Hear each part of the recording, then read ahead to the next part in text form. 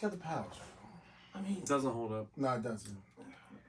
Batman just had a safety belt with some gadgets, bro. It was phenomenal. you repel up the building? Yeah, they go out before he goes. Gotcha. And he was phenomenal with karate. 4, 3, 2.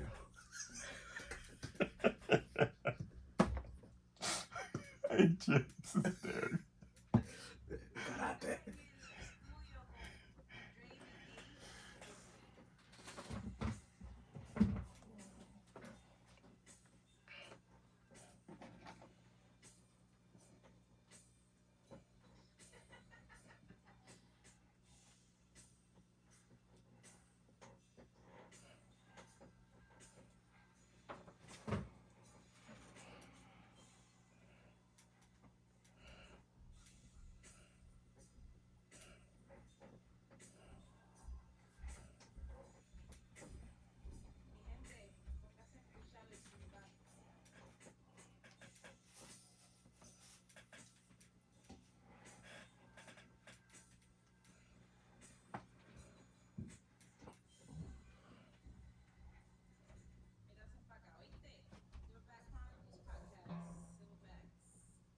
Yo. What's good? We are back. Yes. Like we never left. More fire. More fire. World, what's up? It's your boys, we back. Silverback. Oh, Jesus, I'm stuttering. Oh, wow. Silverback Chronicles podcast. Your boy Big H. Got my brother Dre. What it is, my people. And yo, 10 toes down, you heard? In my section, minding my business. That's it. Slow motion. I don't want no problems. No. Triple C. Yo. What's good? Maintaining and chilling, bro. My man. We got an amazing one for you tonight. Hey, yo. You're not ready. Hey, yo, you're not ready. Again, we say this all the time, but every time we keep raising the bar. And they don't believe us. We keep proving it. Time and time again. Like, listen, we different. This one tonight. The knowledge. You know, a big word that they use nowadays is called fact checking. Fact checking. Yeah. That's the. This one right here is. This gentleman. Listen. Yeah. It's different. Yo, everybody stand up for this episode. I'm sweating right now. Yo, I had to steal that because y'all the first dudes that brought that like down to Baltimore. Like, we different. I just said we different. Just put the book walking down the steps in the studio. Yeah. Instagram blew up. 200 views, easy. It's over. Yo, this is like DJ Khaled, shout out. This is another one. It's another one. It's disgusting. But we want to thank all the listeners. We want to thank all the fellow Silverbacks. We want to thank everybody. You know, you guys tune in every week. And, you know, you guys give us the motivation to keep going. You know, we love you. We appreciate you. And one thing about us, our grind don't stop. So this is never going to stop. We're just going to keep putting that content out there that you're not going to get nowhere else. That's raw. That's real. It comes from the soul. And we speak the truth. And the one we got tonight, he speaks the truth. He speaks more than the truth. This is disgusting tonight. I love every bit of it. You know, people, when you speak the truth, you speak it. But when you put it on paper, when you put it on wax, then it's like, yeah, this is gonna last. Yeah. After I'm gone. Yeah. That's legacy type shit. Yeah, this is different. Because when you talk, people forget, yo, we spoke, or what you said the other day, I don't remember. Right. But when you put it on paper, you can always go back. That's never going to change. And when you got somebody that comes from the legal aspect and everything is truth, what much more validity do you need? And then on both sides, you know, because now, today's society, it's like you have to pick a side. But when both sides agree with this person, that's how you know this person is official tissue. Yeah. You can't deny it. Absolutely. Can't deny it. But listen, we ain't gonna waste no time. Let's get into our sponsors. Stopbox USA, everybody, always and forever will be Stopbox USA. Don't forget the discount code, all caps Silverback Podcast, all caps Silverback Podcast. Go get that, 20% off for your Glocks, your SBRs, your Shotgun. shotguns. The safety box is amazing for it. Remember, put your own code. You unlock it with your own personal code. Take it with you. Take it with you. What? Yes. TSA approved. Yeah. 100%. You're good. Board it on a plane. You're official. Just make sure you got your documentation, baby. Don't want you jammed up. But what else we got? I give a shout out to the world. Listen, we love you. We appreciate you. Don't ever forget that website, www.silverbackchronicles.com. Go get the latest merch. Your boys in blue, we love you. We appreciate you. Always tell a friend to tell a friend, you heard? I want to shout out Mayo, just graduated the other day. Yes! Oh. Congratulations to him and his class. It's amazing that like in today's day and age, you still have people that want to do the job. Yes. And still go forward with knowing what's going on with our profession. And these, the class that just graduated, they know that, and they still, went forward. Shout out to Mayo and everybody else that, still doing good. All first responders. And a huge shout out to Mayo. My man got dressed for graduation, had his 8-point on, had his class A's looking official. And yo, my man did the Superman pose. And when he unbuttoned his shirt to a Silverback Chronicles t-shirt. That was a dope That was picture. amazing. Gave me chills. Like, I was tearing. Like, that just lets us know we doing the right thing. We got to keep doing what we're doing. And we don't know him. No. That's He dope. just listens to the show. Hey, Listen to the show. Hey, Vernon, we're going to need that picture, like, painted and put in the back. Right. Back right. there with blue. That was a dope picture. That was a dope picture. I'll do that. Yeah. Yo, let's come on. Let's But listen, do this. ladies and gentlemen, this is episode 63, 73. We got a monster in here tonight. Another Baltimore staple. Yes, another Baltimore Like, staple. People Born. wake up, drink coffee, and oh, let me see what this guy's talking about from last night. Let me get informed. How about that? Let me get informed. Listen, No nonsense. from the Baltimore Sun, this guy is amazing at what he does. And he speaks the truth. It don't get no better than how he puts it out, how he articulates it, how he articulates it. And he has a book. This guy is amazing. Author. What's the name of the book? A true story Beyond the of City. True story. of crime, cops, and corruption. Listen. I don't even want to say no more, but ladies and gentlemen, let's get into it. Our special guest for this evening, Justin Fenton. The Justin Fenton. The Justin Fenton Of Baltimore own Baltimore Sun. Sir, how are you? Hey, I'm here. Thank you. Thanks for having me. No, thank you for being here. So humble. Wow. It It was time. had to be. I like this. You like the intro? I a podcast hosted by officers. Yes, sir. I've been on a lot of podcasts, but this is a first, and I'm looking forward to it. Nah, I appreciate you. I'm glad you can come and just tell us, give us the information, give the world the information that they need to know. And what better than two active detectives on the job right now? Absolutely.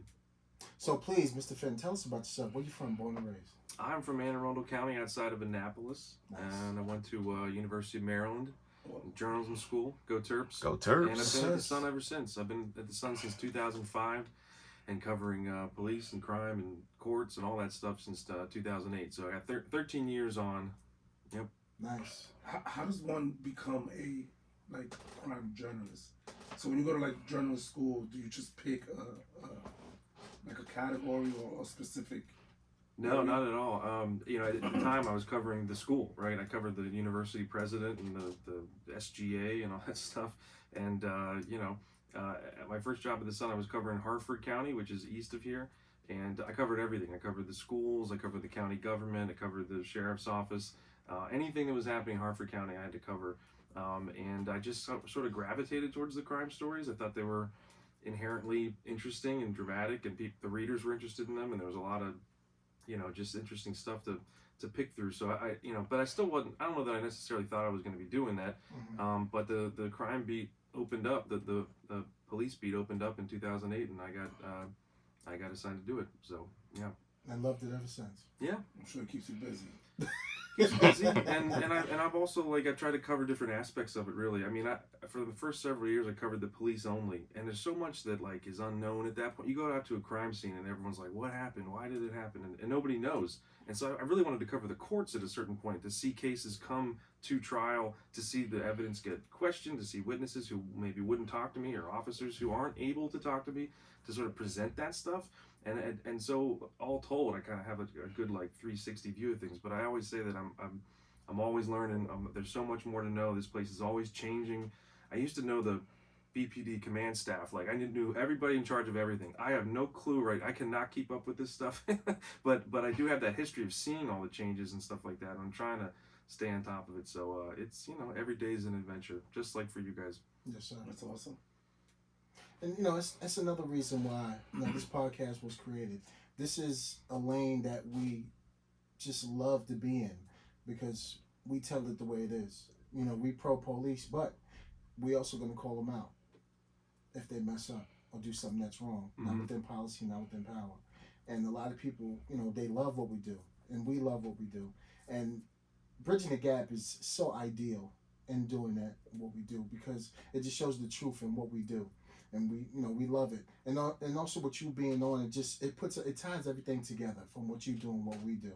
And once again, I appreciate you, and this is going to be an amazing episode tonight. Yeah, I was telling you guys off air that we definitely, one of the criticisms of journalism and crime reporting in particular is that it's always the police side of things, and it's that's true to a certain extent. I mean, we definitely hear from the department, we hear the agency's take on things and things that are put in court records, but we don't hear from officers. We don't hear officers the things they go through, and in a way that we can present to the public. I talk to officers a lot, and it helps me to understand things and gives me things to look into, all around, good, bad, in between. And so I mean, these conversations are important. Absolutely.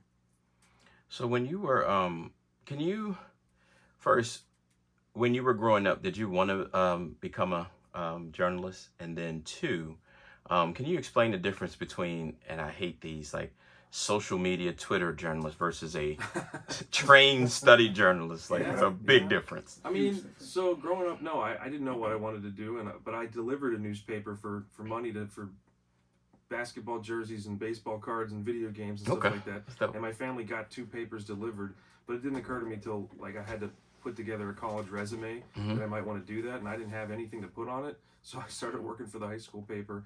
And I just, I'm kind of shy, and it got me out of my comfort zone to talk. In order to do the job well, you got to talk to people, and you got to engage with them and go to where they are. And I think the truth is more interesting than fiction.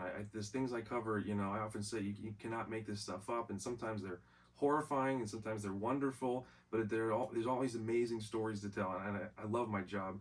As far as Twitter journalism, I mean, I use Twitter a lot. I tweet while I'm out doing things. I tweet little insights and asides, but I still have editors I have to respond to. They set policies.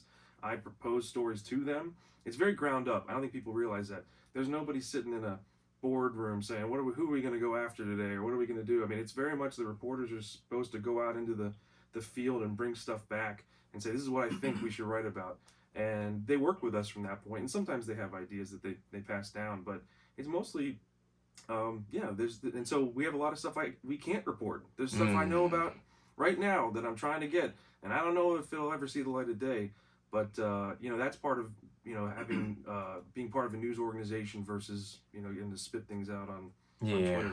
So. I have a question, being part of a news organization. Now that everything is digital, how does it work? Much faster. People not buying newspapers anymore. Yeah. Everything is online. Not to get too much into the weeds and stuff, but I mean, that's been a huge problem, because you had to buy a newspaper back in the day. If you wanted to read it, you went to the store and you paid 50 cents or whatever, and you took a copy of it home. and then we started giving away for free. And that toothpaste is out of the tube. I mean, nobody wants to pay anymore.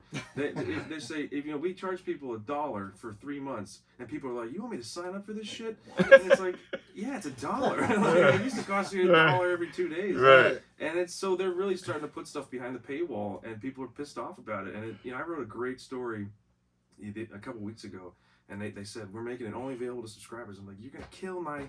Not as many people are going to read it, because I want people to read it who maybe don't even read our site all the time. So we're trying to work through that stuff. But as far as but also there's a lot of pressure. I mean, I started in 2005, and that was like the internet existed, but it wasn't as much of a thing. And you really did like work all day on a story and then file it at the end of the day, and then it like went up the next morning. And now it's like, get us a version in 20 minutes. And then update it an hour from now, and then update it again, and it's just like a continuous thing. And sometimes that leads to like mistakes. Yeah. So, but that's part of our challenge is to make sure we're hold back on what you don't know, put forward what you do, and keep working at it. And like from a detective standpoint, when you're working a case, there's always things changing. So if I give a command staff a certain amount of information and they go with it. But then I interview somebody else, and they're like, "No, this is not what happened. This is what happened." It's like you said, a lot of mistakes are made. Yeah, and it's not. There's that line from Training Day, but it's not what you know; it's what you can prove. Right. So there's some people say, "How come you won't just say this?" And how come you won't? I gave you a tip about so and so's doing something they're not supposed to, and what how come you're sitting on it? It's like because I need to prove it. I need to have like information that can like really hold it down. Well, I'll tell you, all first responders, and I'll speak on their behalf. We thank you for not rushing it and always putting out quality instead of this is what they need or here's 20 minutes. And well, I try. Clickbait. Thank you for not doing the clickbait stuff. Yeah. That's why you're here. That's what I was going to say. The first time I really saw that was when Kobe passed. And then to realize, like, TMZ jumped right on it, and his family didn't even realize. So, like, as a mother, as a parent, I'm sitting there like, she found out from TMZ and Twitter and everywhere else because for you all, I realized you had to verify 2 credible sources. Yeah, so that's a 30-minute window that she was just holding her breath. I was like, I'll tell you a moment where I personally learned something, and this was, I think, 2010, 2011. There was an officer, and I feel really bad because I can't remember his name right now off the top of my head, but there was an officer in Fells Point who got killed. And I was pretty new still, and I was at the hospital, and I you know how it is. Everybody's phones blow up. Everybody's talking about it. They're saying it's so and so, it's so and so. And I thought, well, everybody knows. Everybody's talking about it. And I put it out there that this officer had been killed. His family didn't know yet. They were bringing him down from Pennsylvania or wherever it was, and they hadn't been told yet. And I feel really bad about that. I learned a lesson that day that it doesn't always matter that. Even everybody knows and everybody's gossiping about it. It's like there's some certain things you got to sort of respect. So there's a family that's going through it. Yeah. For us, it's just talks, but for that family, it's a loss. Mm-hmm. So you gotta guard that to a certain extent. Yeah, that's dope. So you got a nice book there. Thank you. I love that cover. Can you tell us about the cover? Yeah, the cover. So the picture is of Sergeant Wayne Jenkins, who was the leader of the Gun Trace Task Force. He's doing 25 years and just doing lots of research and trying to. I decided I was going to tell him he was going to be the central focus of the book. There's so many characters, there's so many incidents, there's so many things that happened, and I often felt when I was trying to write the book that like I felt like I was in a football stadium, and every seat was like different piece of information. I was like, how am I going to tell this story? And I was talking to a friend that I really respect who said, you got to just focus on somebody, and it was Jenkins. So at some point I was going through footage and information from the uprising, the unrest, the riots. There's so many different words people want you to use, but that Jenkins, he was. What I found was that Jenkins all throughout his career was always in the middle of everything. Like as soon as the officers got charged with Freddie Gray's death, who's the one who sends out an email to the whole department saying we got to raise money for them? It's fucking Wayne Jenkins. Of course it's Jenkins. He's always in the middle of everything. So he was out with a colonel riding shotgun. He was suspended at the time. And there's this great picture where one of the protesters, I think it was actually Freddie Gray's friend, has the hands up reflecting in the mirror. And it was just a really striking image. And we always knew that no matter what the cover looked like, it was going to include that somehow. Just looking at it now and the way you explain it, it is definitely very powerful. So yeah. Well, because the book tries to trace not just the Gun Trace Task Force case. I mean, there's a lot there, but how do we get here? What else has been going on over the past couple of years? The ground shift over the time I've covered the beat has been incredible. When I first started, every politician wanted the FOP's endorsement. The state's attorney's race was fought on who will support police more. They were saying that Pat Jessamy didn't support the police. Greg Bernstein said he would. Then Marilyn Mosby ran in 2014 and said, the police are doing their job. The prosecutors aren't. I'm going to make sure that we get crime down. I'm going to work with police. And we have seen a tremendous shift starting around 2014 and 2015 with viral videos every month and protests in different cities. And like the FOP's endorsement in this town is like a scarlet letter. I mean, like nobody 100%. Runs on that anymore. No. And that's a tremendous shift in just a couple years. So I wanted to walk through all this stuff. Like, well, we did zero tolerance. We tried to do, violent repeat offenders, focusing on them. We had a reform commissioner come in. We had Freddie Gray and Black Lives Matter. And then the crime rate went up. And that meant that everybody wants to bring the crime rate down. And they wanted to respond to that. And there's a lot of background there to tell that story in its full context. How do that you? Was a lot. That was a lot. Yeah, I was gonna ask. Because no, it's all home runs. Like, yeah.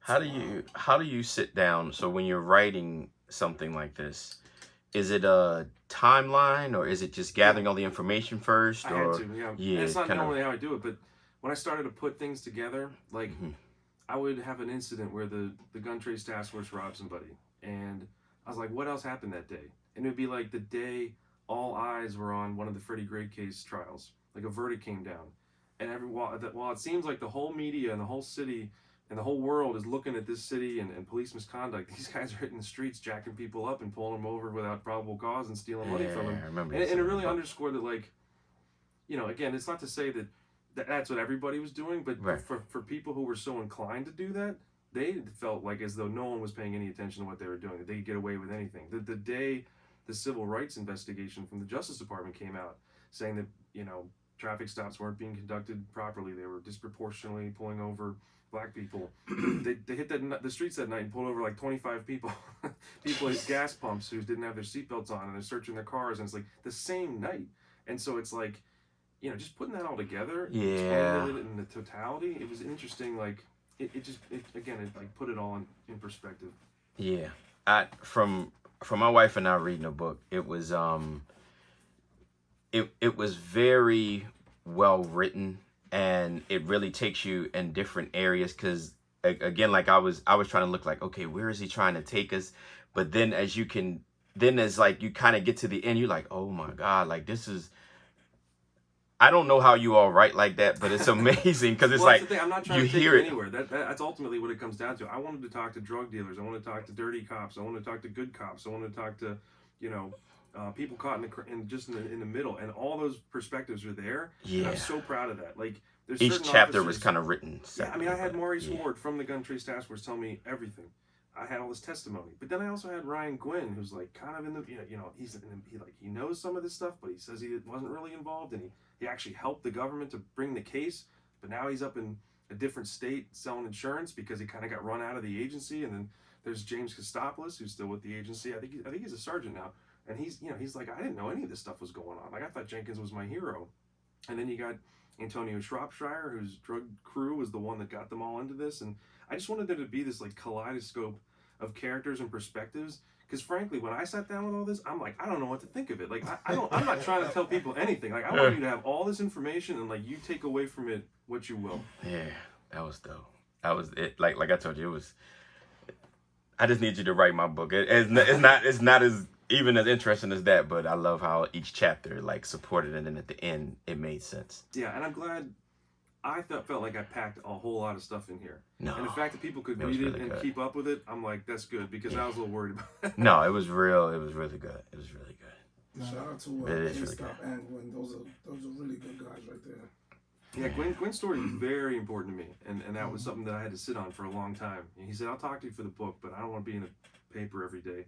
So we just kept in touch, and a series of interviews over a period of time, and I think his story is really important.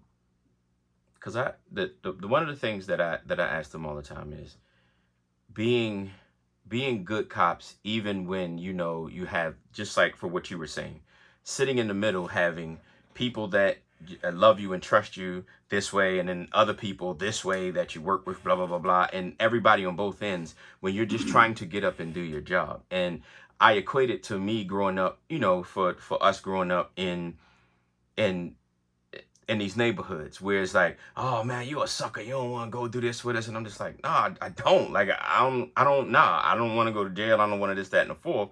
And then it's like you getting it from this side, and then from the other side, you're like, oh man, well, you really ain't from that because you didn't do da da da da. It's like you're always caught in the middle of it. So even when I go out now into my old neighborhood, it's like people will start straying away from me because it's like, oh, here come the Fed. It's like, bro, I'm not even. What are you talking about? Because I'm just trying to get up and just support my family every day. So. And that was one of the things that I think too, coming out of that trial, I mean, like Detective Gondo, he testified like everybody was doing this stuff. Everybody's stealing. And it's like, okay, let's find out. Let's ask people what, let's get people to get real and talk about what's really going on. And that wasn't, whether people were telling me the truth or not, people were like, no, man, I don't know anything about that. That's crazy. Like maybe in his world, that's what everybody was doing, but we don't know anything about that. And to see like, I did a public records request for Jenkins emails. I said, I want to see these conversations. I know that he wouldn't put stuff in email. He was not going to say, let's go rob a house tonight. But, but the things that were put in email, like the supervisors being obsessed with him putting out emails every morning saying we got 5 guns last night. I mean, and then everybody responding, the higher ups saying, great job. Can you teach other people how to do this? Man, you're incredible. You're going to be commissioner one day. I mean, like that helps to show, like, it's probably not this environment where everybody knows and everybody's just turning a blind eye. They're actually really enamored with what he's doing, right? And maybe not looking closely enough, but like, it's complicated. Yeah, it's extremely complicated because him and we were in the same district when he was working. Then when he went to that side, to the drug enforcement side, the supervisors, there's plenty of supervisors, shout out to all of them, that did not know. Us as squads, we did not know. So I could tell you like our stories. Shout out to 410 G-Man. What was your sector then? So no, we had the whole city. Oh, okay. We had the whole city, and it's like they're enforcement, we're investigative, they're doing their thing, and then like you just mentioned, you know how hard it is to get a gun on the street. You know how hard it is to read certain characteristics of a person that's carrying a weapon. Extremely hard. He's giving you the side of him being a detective in the drug work. Right. Yep. So like, yeah, absolutely. So like our story was like, geez, like, man, I'm out here busting my ass. I'm really out here trying to help the citizens. I'm really out here trying to keep the city safe. These dudes are running, and you see an email with 5 guns, and I'm like, but did that make you think? Well, that's not right. Nobody can do that if they do it the right honestly, way. Yeah, to be honest with you, the way Jenkins was, he was a master of that shit.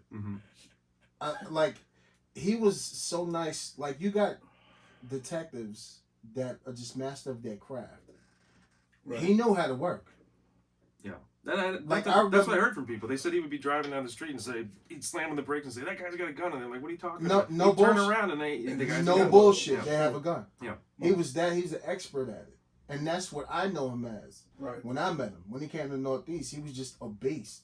And the people that he had with him, like, they know how to get guns. Yeah. And the unfortunate thing is, people who worked with him over the years, I mean, there's just like a tremendous amount for someone like me. Like, I'm like, how can you work with this guy and not know what was going on? And I understand that there's different levels to stuff, but like it casts a shadow over a lot of people who maybe don't deserve it. Of course. And it's a mess. 100%.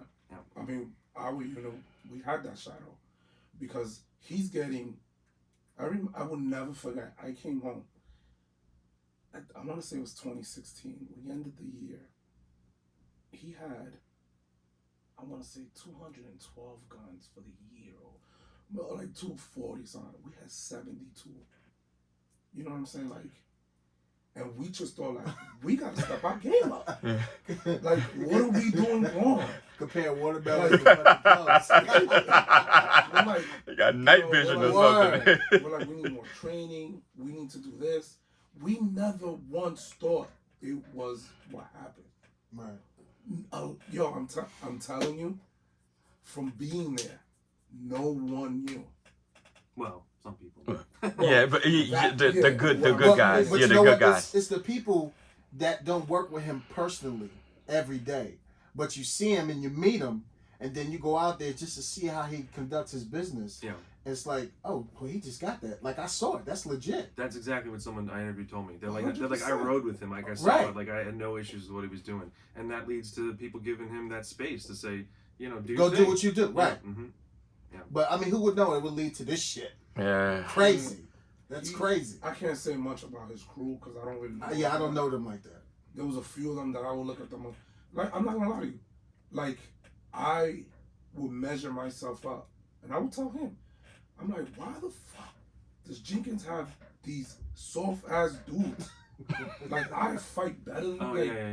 You know what I'm saying? Yeah. But it was a blessing, you know, that it just so happened that I was never a part of it. Like, but I will measure myself up like, I need to step my game up. Yeah. What am I doing wrong? I'm out here, I'm putting the work in, I'm doing 20 hours a day, like on the street, like just straight looking for guns with, like I said, my man 410G, man, like, and we're just like, what are we doing? I remember one time we got 2 guns in one day, and it was like the Super Bowl. Yeah. No, there's one officer who told me that he said, like, why can't I be like him? And he said that he would actually, like, in the evidence control line, would, like, walk up and down being like, what the fuck am I? How come you guys can't get as many guns as I'm getting? Like, rallying people to do it, too. And so, like, again, like, that creates this, like, environment, and it's not what people think. It's not what people think. But I can also tell you, like my buddy G, he's a huge, you know, I wouldn't say, he's a huge fan of yours. Like, he's the one that, when I first came to Baltimore, he's like, yo, you gotta read Justin Fenton's articles. So shout out to G, but he taught me a lot, and we would be riding around, and we would just be like, we gotta step it up. But he was also the first person, like, something's going on. Yeah. And then we realized that we were being watched. And we were like, I mean, I didn't know, but he knew, like, he could just tell, like, things were awkward. And he was never around us. He was, like, never with us. We never saw him. Who you talking about, Jenkins? Yeah, we, like... Oh, no, he was on the with other the side of... Yeah. No, but what I'm saying, like, in our offices. Can you explain we that to me, didn't by the way? Like, so you were telling me before that there was like and I know a little bit about this, but there was like a second or even third GTTF created kind of late in the process, because again, I think they were so enamored with what his squad was doing that they created like a more. So the focus was to get guns off the streets. You know, just go after like the hardest criminals in the city. Mm-hmm. And I'm for that. We're all for that. Because if you eliminate or if you remove the hardest criminals in the street, you have safer streets. We were a part of an investigative squad. So we investigated certain targets. It had the name though, but it was separate, right? It was the name. Yeah. It was the name. But our role was in a different capacity. Mm-hmm. It was a lot of like just sitting back and watching. And what was the fallout of all this for that initiative? A lot of careers were derailed because everything got dissolved. Mm-hmm. And then it's like I can talk about me. Yeah. I got sent back to patrol, and I'm like, I didn't do anything. Yeah. Well, I mean, go Kevin get your Davis blues. said, I'm getting rid of plainclothes. Oh, no. It's back now, but Completely dissolved. yeah. Like it was a. If you listen to Reggie, remember Reggie Parker's episode? Yeah. All right, I'm tired of this shit. You guys are done. You gotta go back to the streets. Well, Corey and Reggie, stand by. Because I really want to ask you guys about this though, because I feel like I've had a real. So let me just say this first. Like when the GTTF indictments came down, I didn't really know those guys. I knew Herschel because he'd been in the news a lot. He had a lot of lawsuit settlements. He had his stuff with Young Moose. Like everybody knew about Herschel. Like that's one of those guys where people say we should have known. We knew. We were talking about Herschel. Rayham. One of the first things I wrote on the beat, he shot 3 people in 20 months. I remember the name. I hadn't heard about him since. The other guys, I never heard of him. I'm embarrassed to say, I didn't know who Wayne Jenkins was. That name meant nothing to me. And it's because we at the paper cover homicides and we cover the administration. So that kind of street enforcement work that's actually the bread and butter of the police department, I didn't know anything about it really. Other than occasionally, you know, a public defender would bring a challenge to an officer's record or something. We hear bits and pieces. But as I delve deeper into like the proactive policing, you know, like when I got the body cameras from the GTTF for cases where they didn't find anything. So when they find something, it's great police work, right? A person didn't signal, they didn't, you know, tail lights out, and we ended up finding a gun. Good job. But I saw so many cases where they pulled, like, there was one guy eating a taco bowl. He's sitting there, it's broad daylight, his car is parked 6 feet from the curb, but he's just chilling eating lunch, and he's got sauce all over his beard. and Herschel goes up to me, he's like, hey man, what's going on here? How come you're parked so far from the curb? The guy's like, oh, I'm just eating lunch. And he's like, well, I smell weed, and you look really nervous right now. The guy's like, oh, I'm not nervous, I'm just chilling. And they're like, sir, you know, we're gonna search this car, okay? And they give this guy this whole thing, and there's nothing in the car. And I'm thinking to myself how much proactive policing that we don't hear about, that the community experiences. Like, I'm wondering, like, how you guys feel about proactive policing. Like, if you feel like it's like integral to the job, like we got to do it. Like, there's no other way. If you don't make people feel as though they shouldn't be riding around with a gun, they're gonna do it, and then they're gonna shoot somebody. Or whether it really is like a driving a wedge between the community. You want to go first? That's a deep question, but I mean, because I'm struggling with that, like, currently. I am a huge fan of proactive policing. Me too. Okay. I believe it's necessary. In society, right? You have certain people like us that are willing to go out there and possibly lose your life to protect strangers. And to do that, you have to do proactive policing, because bad guys are not like, you know, buying guns from the ATF. They're not doing that. It's a lot of, like, you know, working in the shadows. So you have to be aggressive in order to stop like that wolf at your doorstep, in my opinion. But, like, what about when the sheep get caught up in it, though? Is that just like, that's just collateral damage, or that's just, you know, hey, if we let you on your way, like, what's the big deal? That's tough. What do you mean if we let you on your way? Right. Like, if it doesn't amount to anything, it's no harm, no foul. But then again, people would say, well, but I got pulled over for bullshit. But no, that's the thing is, It's an investigation. it's an investigation. But did you really have to stop that guy? If you're doing your job, you never have to worry about the outcome, because you do it to a T, and you don't have to think twice about what you're doing.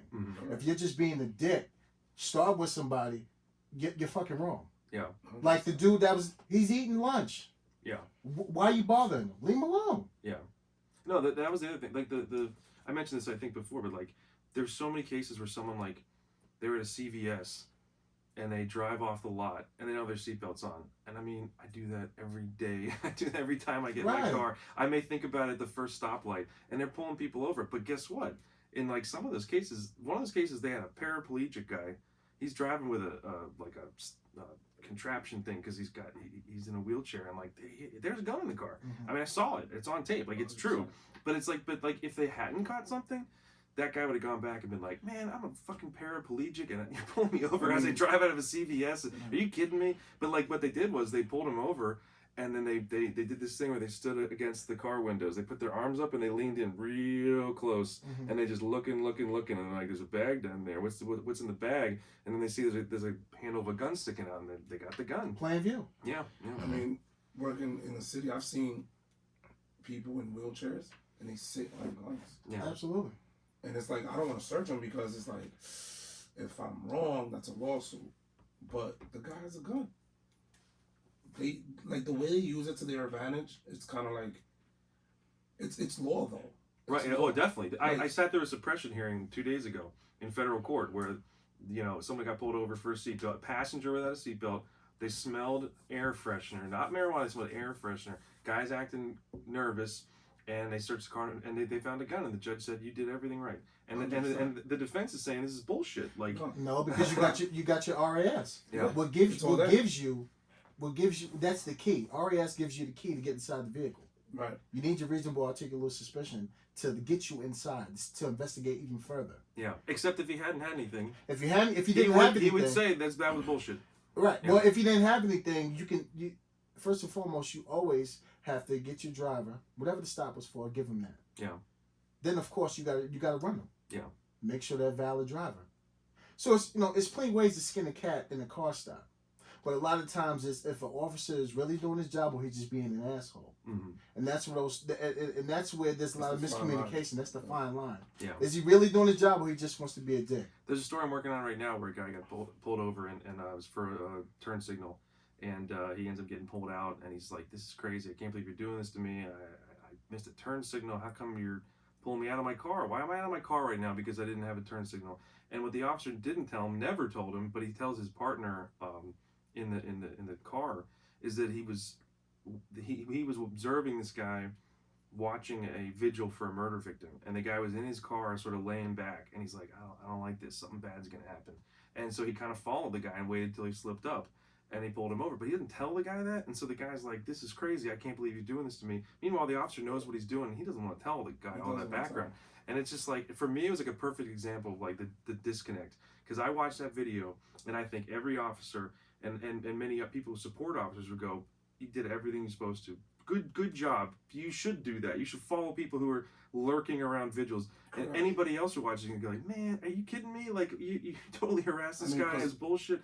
So, we all know what happens at vigils, right? They get shot up. They shoot out. So that officer was on point. He was trying to prevent something. To me, it's a Rorschach test to me. People are going to see. I cannot convince one side of what the other thinks, and it just is what it is. Yeah. You know, it's damned if you're doing, damned if you don't. And that's why I advise a lot of people, go out to do ride-alongs. Yeah, inquire. Ask that officer, why do you do that? Any reason for that? Yeah. Because that officer, he can give you a better answer to what you're asking and give you a better insight. Oh, you know what? I didn't think of it like that. Of course, I would expect you not to think like that because you don't do what I do 24/7. Correct. 365 days a year. That's what we specialize in. Do you know, like, I have the right to stop you if you're riding a bicycle on sidewalk? Oh yeah, there's all sorts of stuff that the legislators have passed that they also don't want you to do, but they won't repeal it. Exactly. Well, you know what? And that's a city ordinance. Right. Those old Maple codes. Like, so it's like, I would be pissed if a cop stopped my son because he's riding a bicycle on a sidewalk. But we didn't write the law. Right. We didn't put that into place. We're just enforcing it. But when you go downtown, these kids nowadays, they're reckless. 100%. On Pratt Street, they're riding through people. They're barely hitting people. They're riding through traffic, just reckless. There's no need for that. But then you wonder why we stop them. And it's a reason why, and then it's another reason why we kind of get jammed up. Why'd you have to stop them? Right. I mean, more. It feels to me that the philosophy is the more contacts, the more opportunities to find stuff, warrants, contraband, whatever. Like if you just have more interactions, you're gonna find more stuff. But those also lead to more people feeling that they got, they're being harassed. But the number one thing, the number one thing on getting guns and drugs, you know what it's on? Car stops. Yeah. Oh, totally. Yeah. Car stops. That's the biggest transport right there. That's it.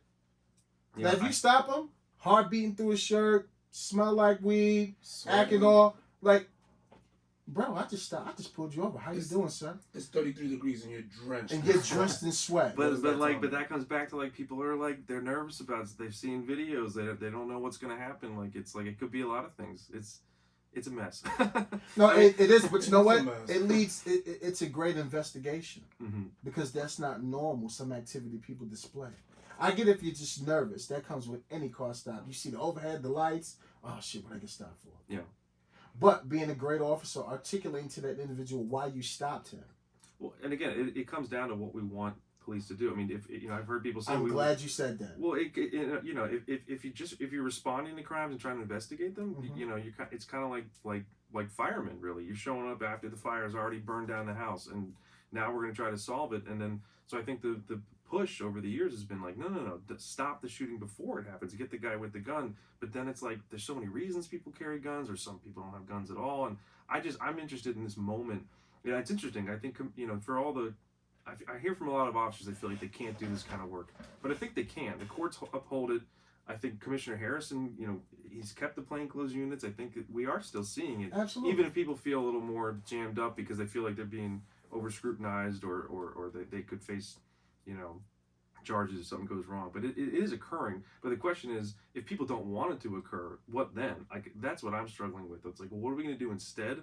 And maybe that's what this defund police is all about, is well, we want to fund, on the other end of things. We want to increase education so people don't do that, or don't have, or they have work training so that they don't do that. But like that's like such a long-term goal too, and it's just like Right. I don't have the answers to any of this stuff. Well, I really don't. I'm not trying to preach. I don't know. If they want to increase education, then I feel like there should be a class, especially in today's day and age, on what to do when you get stopped by police. Like maybe like a senior year high school class, right before you graduate, like a quick, I feel like if you're gonna put so much money, if you're gonna take away money from police, and you want to put it quote unquote into education, then there should be a class that you give to every senior, because most seniors are driving, and this is what happens if you get stopped by police in a car.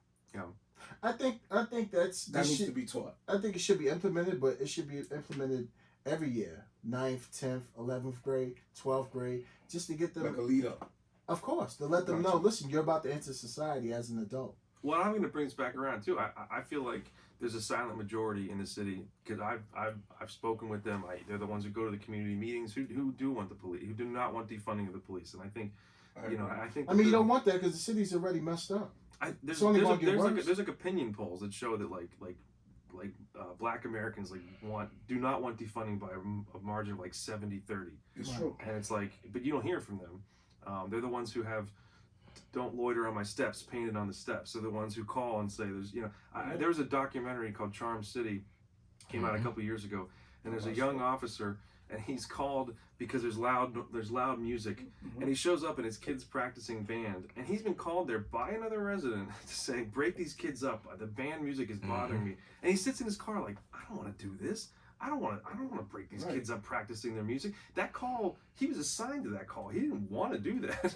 And so it's just like, it really is like this, like, and I see Deputy Barksdale on Twitter. He talks a lot about these dice games and corner clearing, and it's like, man, we are in a difficult times where it's like, it's like there's some people who do want that, and a lot of people say no. Like, people are allowed to congregate on the street when it's nice outside and not get hassled. And like, I hear both sides. We will go to calls, and it'll be like kids playing in the alley, and we'll show up, and it's like, I'm not gonna get out the car, me in uniform. This could be the kid's first time interaction with a police officer, and I'm telling you, you can't play football in your alley.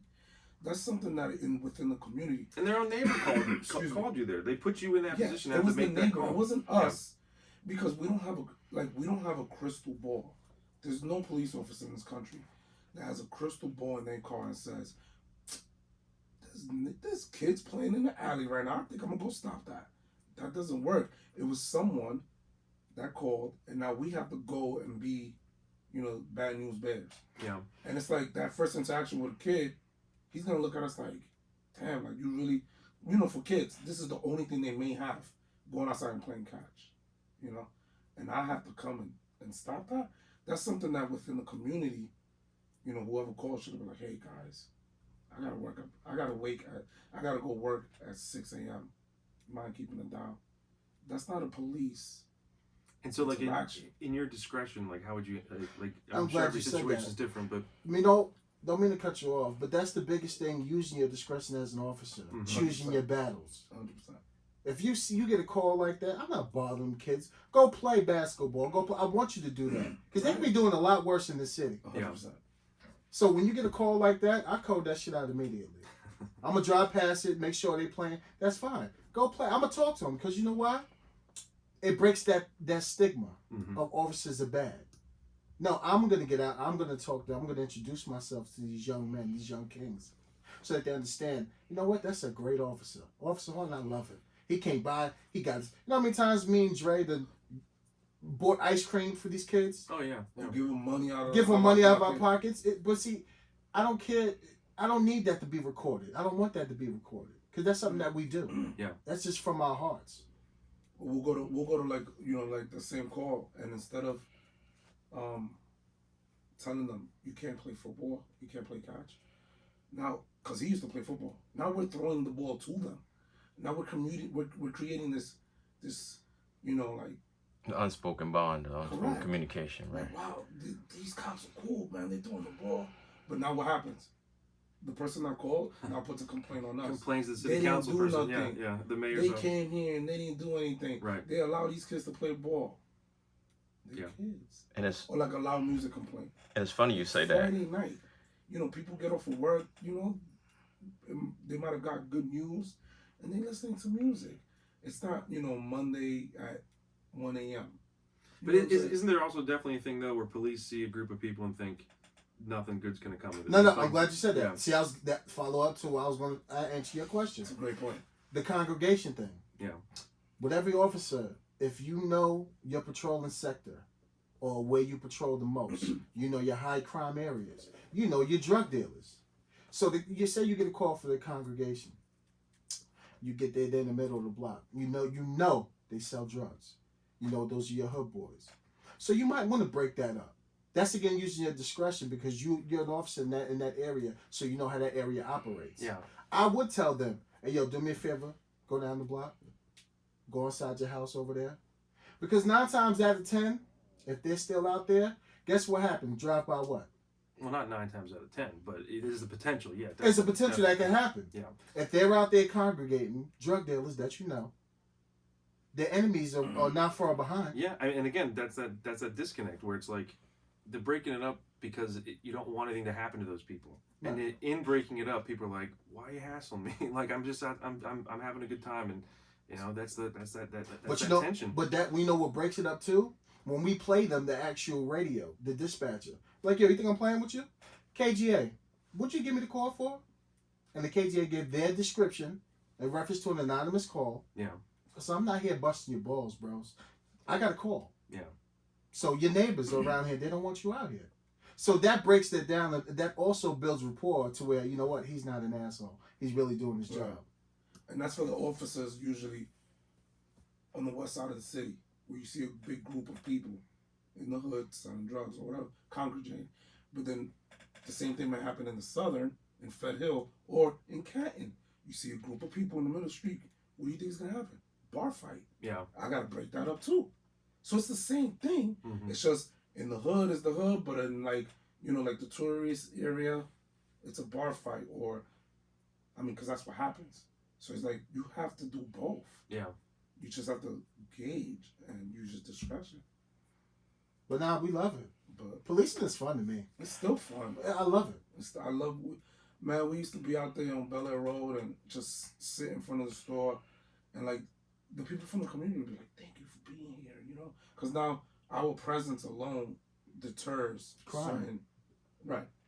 Exactly. Yeah. No, I definitely think that the city has a complicated relationship with its police, and it's not the way it's always portrayed.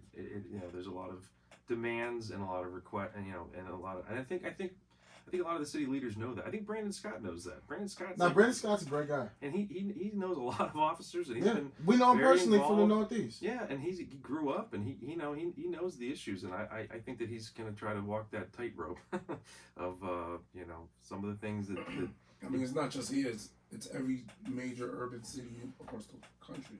I think he's going to try to approach it in a way that others haven't, but I think he's how do I want to say this? I think he's not going to fully embrace this stuff either. I think that Catherine Pugh, like a woman, she was 70 years old. She's been in politics for decades. Brandon's got like a different constituency, but I also think that he knows what the community wants, and he's going to try to like reconcile that. And I don't know how it's going to shake out, but anyway. I'm not in a position of power, but what I would bring would be like trades. I would implement some type of program so that these young brothers out there, young sisters out there, hey, you want to be an electrician? That's a phenomenal career. Yeah. Hey, you want to be a plumber? Hey, you want to hang sheetrock? You know what I'm saying? Yeah. Because if you really break it down, like Baltimore was a huge busting industrial town. Mm-hmm. And if I feel like we get back to the basics, fine, I don't care. Take the money away from us. I get it. Let me work my overtime though. You know what I'm saying? We gotta work overtime. Not gonna abuse it, but we also got mouths to feed. But if it goes to them and it's like it's being done the right way, they're learning, like you said, every year in high school. If they shrink the force, you guys will be working way more overtime. But they don't understand that though. Yeah. Like we're down to like maybe I don't know. We're down to the bare bones. We're down to like 1,000 officers doing a job of maybe 3,000 officers. So like overtime has to be paid. Yeah. But that's what I'm saying. Like you have guys that are willing. I'm sorry, not guys. You have officers that are willing to stay and help. We don't care about the money. We really just want to be there, and it continues to. You learn your craft. You help people. Every time you see a child abuse call, every time you get that, it makes you a better child abuse investigator. Well, that's an interesting point. Though, how do you feel about officers being taken out of stuff like that? Do you support that? What do you mean taken out of? So like people say like social workers should go to that. Well, no, they're saying like there's an argument that says so here's how why this should works. you have to go with a gun to something like that? We get a call and it's like the CPS worker is not doing anything, and it's like, we're here for crime. I get it. There may be a crime may have happened, but sometimes mom may have slapped child on the butt a little too hard. Now it's child abuse. And again, a call you're being asked to go to, yeah. But that's because the city only has that mechanism to respond. Like we don't specialize in asking. We learned and we do it now, but like asking those tough questions. Like we're here to get guns. We're here to stop crime. So like I'm talking about like when someone has like a mental health crisis, like you don't want to be there. No, you have to. You have to. No, but you don't want to be there, right? No, I enjoy it. We want to be there. We want to be there because we're helping. Well, wait, but what if a social worker could go instead, and you didn't have to deal with it? Justin, a social worker cannot handle a mental. What if he's got a knife? Uh-huh. That wasn't recorded on the phone conversation through dispatcher. Yeah. We're there to investigate. Yeah. One of the hardest fights I've had on this job was a call for Bel Air role. 45-year-old man, lean, just out of his mind, crazy. Yeah. We get there, and the call was like, my son doesn't want to take his pills. What does that mean? Wow. I get there by myself. I'm like, okay. Might be a teenager. Hey, buddy, what's up? I get there. It's a grown 6'2" grown man, lean, and and mom was like a senior citizen. And I'm like, oh, I'm gonna need 100 units. And Dude, like an MMA fighter. Not for nothing, no, yo. What about guys? I'm really surprised that you say that you want to go to that stuff. I was under the impression that officers were like, oh man, I don't want to go to this. I might end up shooting this guy. I don't want to shoot this guy. But the thing is, when you get that call, it's like, okay, we got a mental crisis. I want to get more from that text from dispatcher. What did she gather? What information she gathered from that initial call? From your complainant, yeah, in reference to what's actually going on there. But H, what's the problem with that? The dispatcher is only getting what the people said. Right. Now, when we get there, it could be totally different. 100%. Mm-hmm. So that's why, you don't want a social worker to be there. No, we have to be there. We got to investigate. Because if you just send a social worker, and along with that parent that called, there may be 2 fucking bodies on the floor when we get there. Now, there was a shooting recently, and I'm not asking you to comment on it, but like they ended up in a basement with a guy. And it's very chill. They're just talking to him, and like boom, like all of a sudden there's a gun out, and man, you have to like freeze frame it just to even see what's going on, and shooting, and people look at that and say, well, the officers being there heightened the situation. The fact that there's police there, if someone's having a mental issue, they're gonna see police, and they're gonna get even more worked up. And then somebody always gonna Monday quarterback something. But a lot of the argument though is like take you guys out of it altogether, so it's not even your problem. No, don't do that. Don't do that. I think in society, if you take us away from that, because that's what we specialize in. Okay. On how to deal with. We specialize on how to build rapport in a heated situation, so that you can bring that shit down to a 6-5. Yeah. And once you build that instant rapport, it mellows that individual out. Granted, there's some officers that are hotheads that get to that call where they fuck it up. Yeah. But we specialize in that. Going there, engaging. Sir, what's going on? I got a call. You okay? Why are you so upset? Yeah. Now, hand movements and tone of your voice plays a major role in that. Correct. Because that breaks them down. I don't got my hand on my gun for what? Yeah. We talking. I'm here to talk to you. So it's all about what you say, how you articulate it. Your tone. Don't be so loud with them, no. Because once you talk low, they're like, oh, it lowers them down. Because you're not getting to their level. Yeah. It does work. Yeah. You know, and that's another reason why I love. And people don't hear about the incidents that end like that. Right. You know? And that happens every day. Right. Right. Oh yeah. Like Definitely. back to that, what I was saying. Yeah. If a social worker would have just been the person that responded to that call to the person that didn't want to take his medicine, I guarantee you, it took 8 of us to apprehend this person, to basically control this person with handcuffs and shackles. A social worker is not equipped to do that. That social worker may have not gone home that day. Right. Because that man, that person, in that mental state, he was beyond strong. Yeah. It took 8 grown men to pin this person down. And then mom says, be careful. He has HIV. And we're like, What? why didn't you tell us this? We're sitting in no gloves, no, PPE, Gear at all. none of that. And this dude, like, legit fought us. Yeah. Took tasers, took mace. None of that worked. And then we finally got him, and she's like, oh, be careful with him. He has HIV. I'm like, ma'am, that's something you should have put in the call at the beginning. Yeah. But that's what we're dealing with. Yeah. It changes that quick. Yeah. No, I went on a ride line once, and you're called to a identity theft call. Something that is completely unequipped.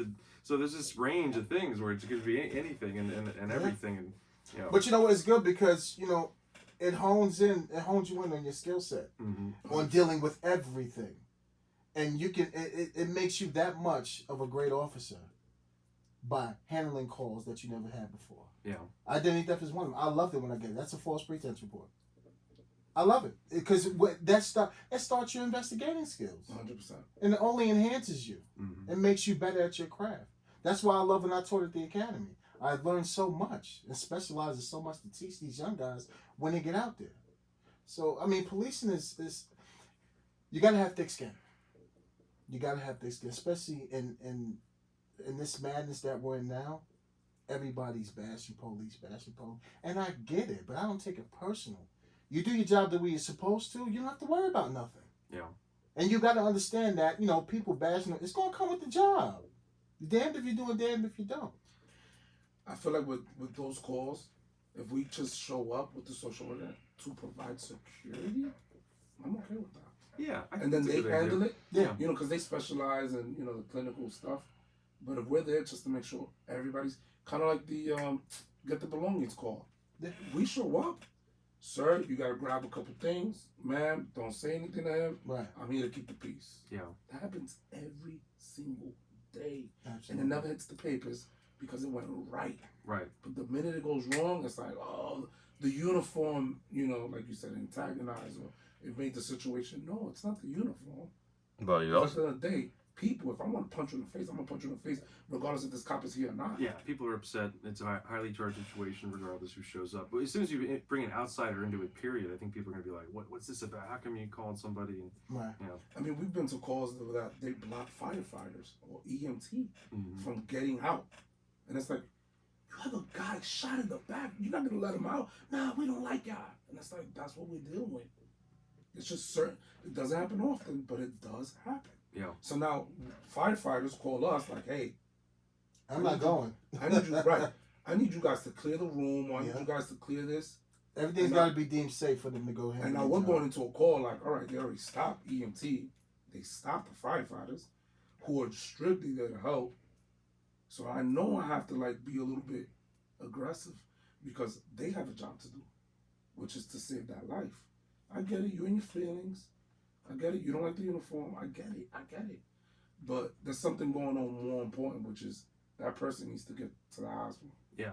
So let me ask you this: in this day and age, and all that's going on, do you I feel like people view this differently, but do you feel like officers are blocking out that stuff and doing the job, and we got to do what we got to do, and I got 8 hours, I'm gonna work it, or do you think people are sort of so some of this stuff is not worth it. I'm gonna do what I have to, and I'm gonna stay out of trouble. It's tough. It's like, I feel like, imagine having a house, right, and your police officers are the dogs, and you just see people come over and shit on your lawn, and you can't do nothing. You can't do anything, and it's like you gotta just sit there. And the next day, I'm serious. The next day, you know, you know, they let you out, and you just sitting there on a leash, and somebody, the same person, just comes by and shits on your lawn. And you can't do and that. the lawn being the city, you know what I'm saying? And you can't do anything about it because of the policies that are in place or the views or whatever. Because at the end of the day, like, I have a job to do, but I also have a family to feed. See what I'm saying? So that's where we're back to it's tough. Mm-hmm. It's such a miscommunication, man, and it sucks because you got great officers that loves to do this job. There's so much talent. So much. But they're not going to put themselves on the jackpot if you're not going to back your officers. It's just not going to happen. It's not gonna happen. Never going to happen. If you want crime to come down, I mean, we're not doing that, but we're gonna get busy. I mean, appropriately, right? Correct? Of course. Appropriate aggression. That's it. Yeah. That right there, that statement we just said, that's it. Yeah. We're not going out there to punch people in the face for no reason. But sometimes people do get hit. You're not going to send a chimpanzee in to do a gorilla's job. Just not going to work. It's not gonna happen. Right. There you go. It's go blue. Silverback Correct. Chronicles, baby. It is. And you got people that are willing to do it for strangers. I don't know you, but I'm here to protect you. Yeah. I also see that too. With a lot of new officers are leaving. Oh yeah. Like the retention rate is at an all-time low. I mean, let's just put it is what it is. They get here, they love the city, but once they see, you know, what everything embodies in their everyday job performance, and they know what they have to do, a lot of them just can't deal with it. Can't deal with it. Serving in the city that we serve in. I love it in particular. I love it. I'm a city guy. I'm a city officer. Yeah. And just the new guys, some new guys, they just can't. They can't. You know, they're here for about a good year. Is that unusual? I mean, isn't that the way it always is? It always been, but even more so now. Yeah, Even yeah, more so now. yeah. And recruiting, yeah. Yeah. Although they're doing okay with that, but I'm not gonna lie, I haven't left the city. Like, I love being a city cop, but I really haven't left the city because it's the city. Like, I love the neighborhoods. I love, this. Where we went the other day? This. We was downtown. We sat in Was it the square? yeah, but I forgot where. It's the one right across the street From Broadway. It's on Broadway. Yeah, Broadway and Thames. Yep. To the, In Fells Point. Fells Point. with the fire station or something like No, that? no. In the middle of the square. Oh, okay. Like, Gotcha.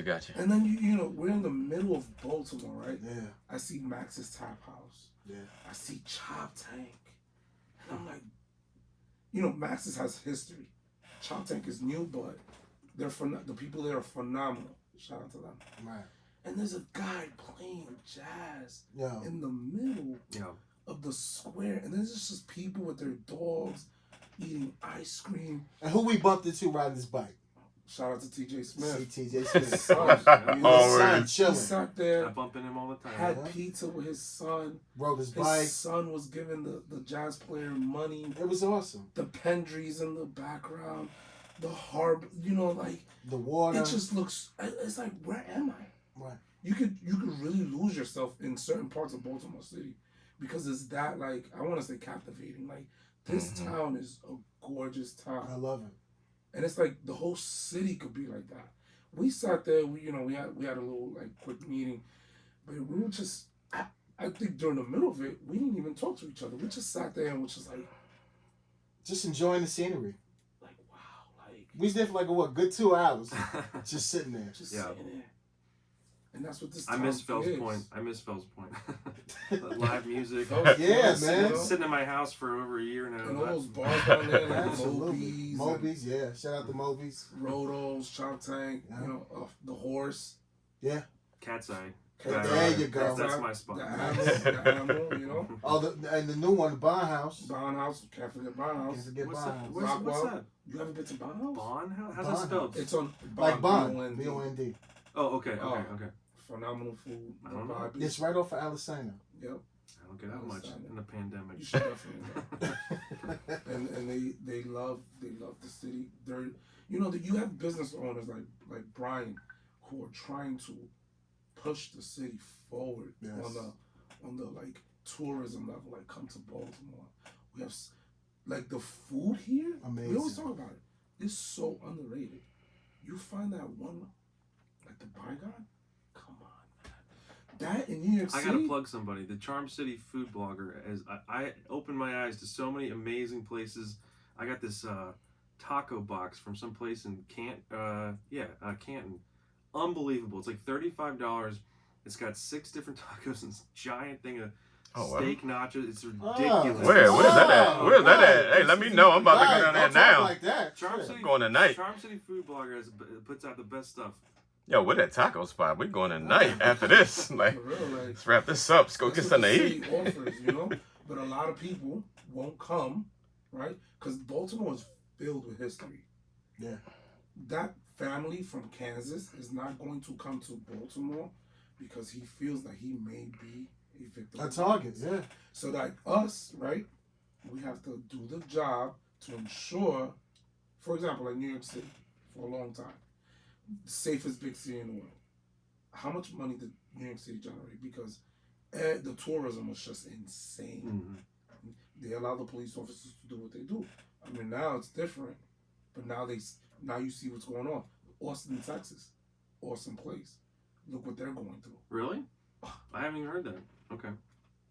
Horrible, because of the policies that are in place. Oh, I didn't know that. Austin, Texas is having a big crime problem? What? Big, they don't call them homeless, they call them campers. Oh, okay. That is huge. They got tents everywhere. Yeah. And it's like, if I'm visiting from somewhere, at the end of the day, I don't want my kids to see that. You know, I want to go, I want to enjoy the food, I want to enjoy the vibe.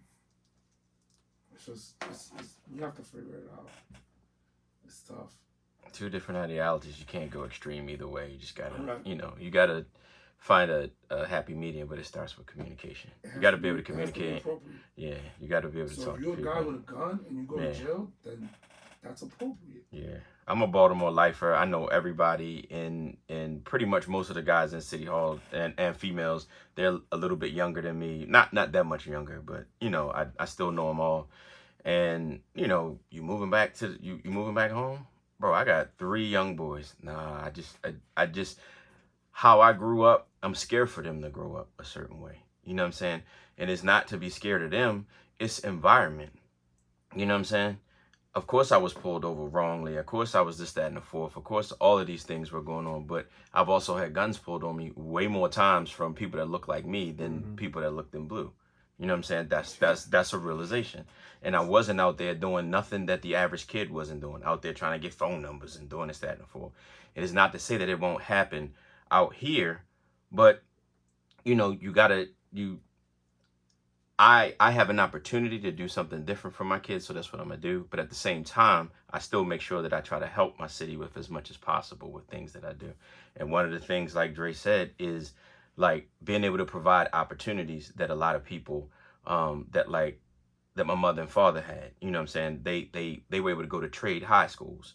So, right now working for the federal government, telling them like they used to come in and go talk to high school kids and actually kind of quote draft them out of high school. So military, a lot of the 3-letter, 4-letter agencies, federal agencies used to actually come to the schools and pick the brightest kids, or the kids that had emotional intelligence, were extremely strong, and help to guide them. So when they were graduating, they had a career. Yeah. So like, I hate when people say the words like, we're going to create jobs. A job to me is like working at the mall. That's not going to pay for a family. A career is going to pay for a family. Yeah. We're in our career. So what career are you going to be in? For most kids, even for us, we didn't know what we wanted to do when we were 18. So for a lot of these kids, they don't know that. And we have to help them, because if we don't, they just gonna be, they gonna keep being lost. The past week and a half has been really alarming in terms of, we obviously have a lot of shootings every week, every month, but really disproportionate number of kids getting shot and doing shootings over the past week and a half. And I feel like the city had tried to set up some programs to try to help with that kind of stuff, this ROCA program, but they only have so much they can do. And I don't know. I hope it's not a trend, but it was really bad. The last 2 weeks were really bad. These kids are starting younger. 12, 14, 15, yeah. And they're committing murders. Yeah. It's gonna be bad because they're not scared. I honestly, no one's scared. I hear that. There's a defense attorney I know who wouldn't say that publicly, but he's like, the kids feel as though, and adults feel there's no, there's nothing in place for them. No, they're not scared of getting caught. No. Even though people do get caught. People get caught every day. Yes. Every day people get charged with murder, Listen, charged with they know attempted that. murder. But this defense attorney, I'm not going to name him, says like people are not afraid of getting caught. They're not. They know the laws better than we do, bro. And it's a slap on the wrist. I go to jail. Yep. I had one kid tell me one time. Mm-hmm. I'll be right back home. This is. It was worse than that. He's like shooting, convicted, guilty, boom. And when they told him that he's gonna do like 20 years, he said, detective, I'm gonna do that on my head. That's nothing to me. I'm gonna go in there. I'm gonna learn how to be a better criminal. And when I get back, that's what it is. Mm. And I'm like, and he's like, and if I'm on good behavior, I'll be home in 10. It's nothing. Less than that. I do a They third. go in there. It's like a penalty box, but it's like There's another thing I've heard that I haven't been able to really report is that that weed is behind a lot of the shootings in terms of like they decriminalized it, but there's no legal way to sell it and buy it. So like this led to this huge increase in like in weed territorial fights, which people wouldn't think. They would say, come on, people who smoke weed are peaceful and this and that. It's not that serious, but it's like, yeah, but when you say everyone can buy it and have it, but you don't create a legal way to sell it. I'm hearing from people that there's a ton of shootings behind that stuff, and it's and that's the legislature's fault. The legislature is like they don't want to. They're just dragging their feet on it. It's like if you're gonna leave, like I mean, I have a brother who lives in California. I traveled 2 years ago to Oregon and Washington. I mean, you went down the street, there's billboards everywhere for like weed delivered to your 100%. house. And here they're just like, we're working on it, we're studying it. It's like, guys, like, let's go. It's halfway in. Yeah, come on, take You it go. to the next step. The thing about weed is everybody does it. Mm-hmm. So like, if I sell guns, I'm smoking weed. But if I also sell coke, I'm smoking weed. Everybody knows. Like the weed man is the most popular guy in that world because he could, sometimes a crackhead may not be able to get crack, but he can still get a bottle. He can still get a bag of weed. So weed, it touches everyone. Mm-hmm. It goes from corporate all the way down to like. And it's also still cause to search a car. And Yeah. all this stuff. I mean, it's just Exactly. like, the legislature just sort of like just doesn't want to like deal with this. But do you know why though? Because they're not there. Yeah, right. They're not walking those streets. Right. They go from their home to their office and they create these policies and they're out of touch. Yeah. You have to come to the street. You have to touch the people. You have to go in those stores. You have to like feel that heartbeat of the city, of every street. And then you can be like, oh, okay, this will work, this won't work. Do you also feel that bail reform has led to any? I felt like when they did bail reform, I thought we were going to see a ton of examples of like awful things going on, or excuse me, I don't want to say that. There would be examples of things that would come to light, and actually I haven't really seen that much. Not Like here, in but New York City, they New talk York about it a City's lot. insane. Here they don't talk about it though, They don't. which is surprising to me. 'Cause our Maybe crime it is shows different. it's working. Yeah, Our crime is different down here. yeah. Our crime is different. Our crime down here is really like, it's really rare that you get like those incidents that is like, oh, innocent person. The crime here in Baltimore City, it's really like, what's the word I'm looking for? Like most of the people. Focused. It's a Yeah. focused target group. Mm-hmm. It's very rare. I mean, it happens now. Like robberies. Like everybody gets their cell phone snatched. Mhm. But like the real heinous crime, it's only within a certain group, and it's Yeah. only because either you owe me money, or we were supposed to do this transaction, it didn't work out. But like crime, like the little kids, they do the stupid stuff. Like they rob, senior citizens, but that's kids running around. But like I'm talking about like the real crime, like Right. Yeah. organized stuff. They keep it to themselves. Right. Sometimes it spills out. Harder to solve. Harder to solve. But that's the way it's supposed to be. So if you get these juveniles in check, now you have less robberies, right? Mm-hmm. Carjackings. And now Yeah. carjackings are gonna go down, purse snatching, cell phone snatching. You're always gonna get little kids fighting. That's gonna happen. Mm-hmm. Because we're People losing their tempers. Yeah. Yeah. That's always gonna happen. Yeah. But if a little kid, but like back in the day, a little kid shooting another 15-year-old, Unheard of. Or there's a kid 12, 13 charged last month with killing a drug addict from Pennsylvania. I mean, that's, I've governed this stuff for 13 years. I can't think of too many incidents like that. That's pretty extreme. I want to say before it was contained to that focus group of the people actually doing the real stuff, like the real crime. But now it's everybody's doing it. Yeah. Because Although to a certain extent, people say, I hear all the time from people like talk about the good old days where you wouldn't shoot women, and it's like the 90s and the 80s weren't. There wasn't a code back then either. There was a lot of bullets flying around back then. I mean, that's sort of like a taboo about it. No, it's like revisionist history that only right. bad guys got shot. No, there's a lot of bullets hitting wrong people back in the 90s and 80s. But by mistake, for sure. Yeah. But speaking of that, like what is this? There we go. Bring Tell it me. back to the book. I Bring gotta it find back the to book. the book. No, I mean it's How long did it take to write it? Like how many years? Well, I look at it as a culmination of all the coverage I've been doing. I mean, my eyes have been open to certain things and things that I maybe didn't know at the beginning, and again, trying to just not just cover this scandal, because you have to understand the BPD and the all the things we've been talking about, all just the pressures and the demands and the different ways this agency's evolved and how it leads to something like this happening. And I mean, I don't know what the answer is. I think that DC, Washington DC this week said they're going to move away from this proactive gun units, and it's like, I wonder what's going to happen. I wonder if they're on the cutting edge of something, or whether they are going to tie the hands of the officers, and it's going to cause issues. But it's I think that's where. So they're going to do away with all their specialty, well, not special, but that kind of specialty unit. So if I recall correctly, it was a unit of 31 officers, so it's not that big of a unit. But but they are trying to tell them we shouldn't. We're going to back off some of this stuff. That's crazy. Shout out to those officers, because there's 31 guys that are willing. Here's the thing about when you go get a gun, there's a chance I'm gonna get shot. Yeah, getting that gun. Absolutely. It's a 50-50. There's a chance if I chase a guy with a gun, he will hit me, and he might hit me in that spot where the lights get turned off. Yeah. Okay, I want to ask another tough question. I want you to ask everything. I'll make you uncomfortable. No, you'll never make me uncomfortable. Go ahead. You're not gonna punt? I'm too gorgeous. I'm too gorgeous in my skin. All right. Let me ask you this: if you see misconduct, would you report it?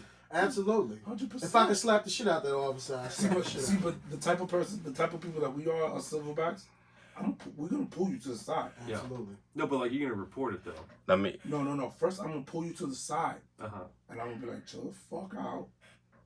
It's called in-house counseling. Yeah. But it depends on what happened. Right. Oh yeah, definitely. And in-house counseling may be a trip to the garage, and I might have to tune you up a little bit.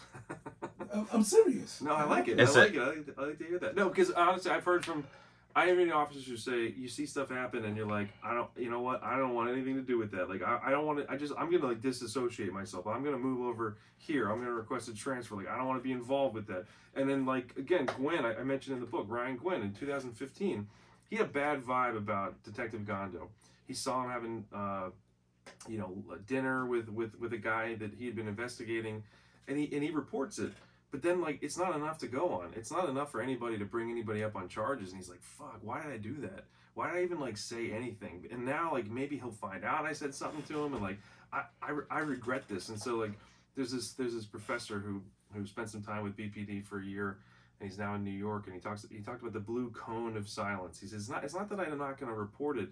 It's that I don't feel comfortable that the systems are going to work, and I just want to disassociate myself from it. But Justin, what happens in corporate America when the CEO of Goldman Sachs gives himself $33 million bonus?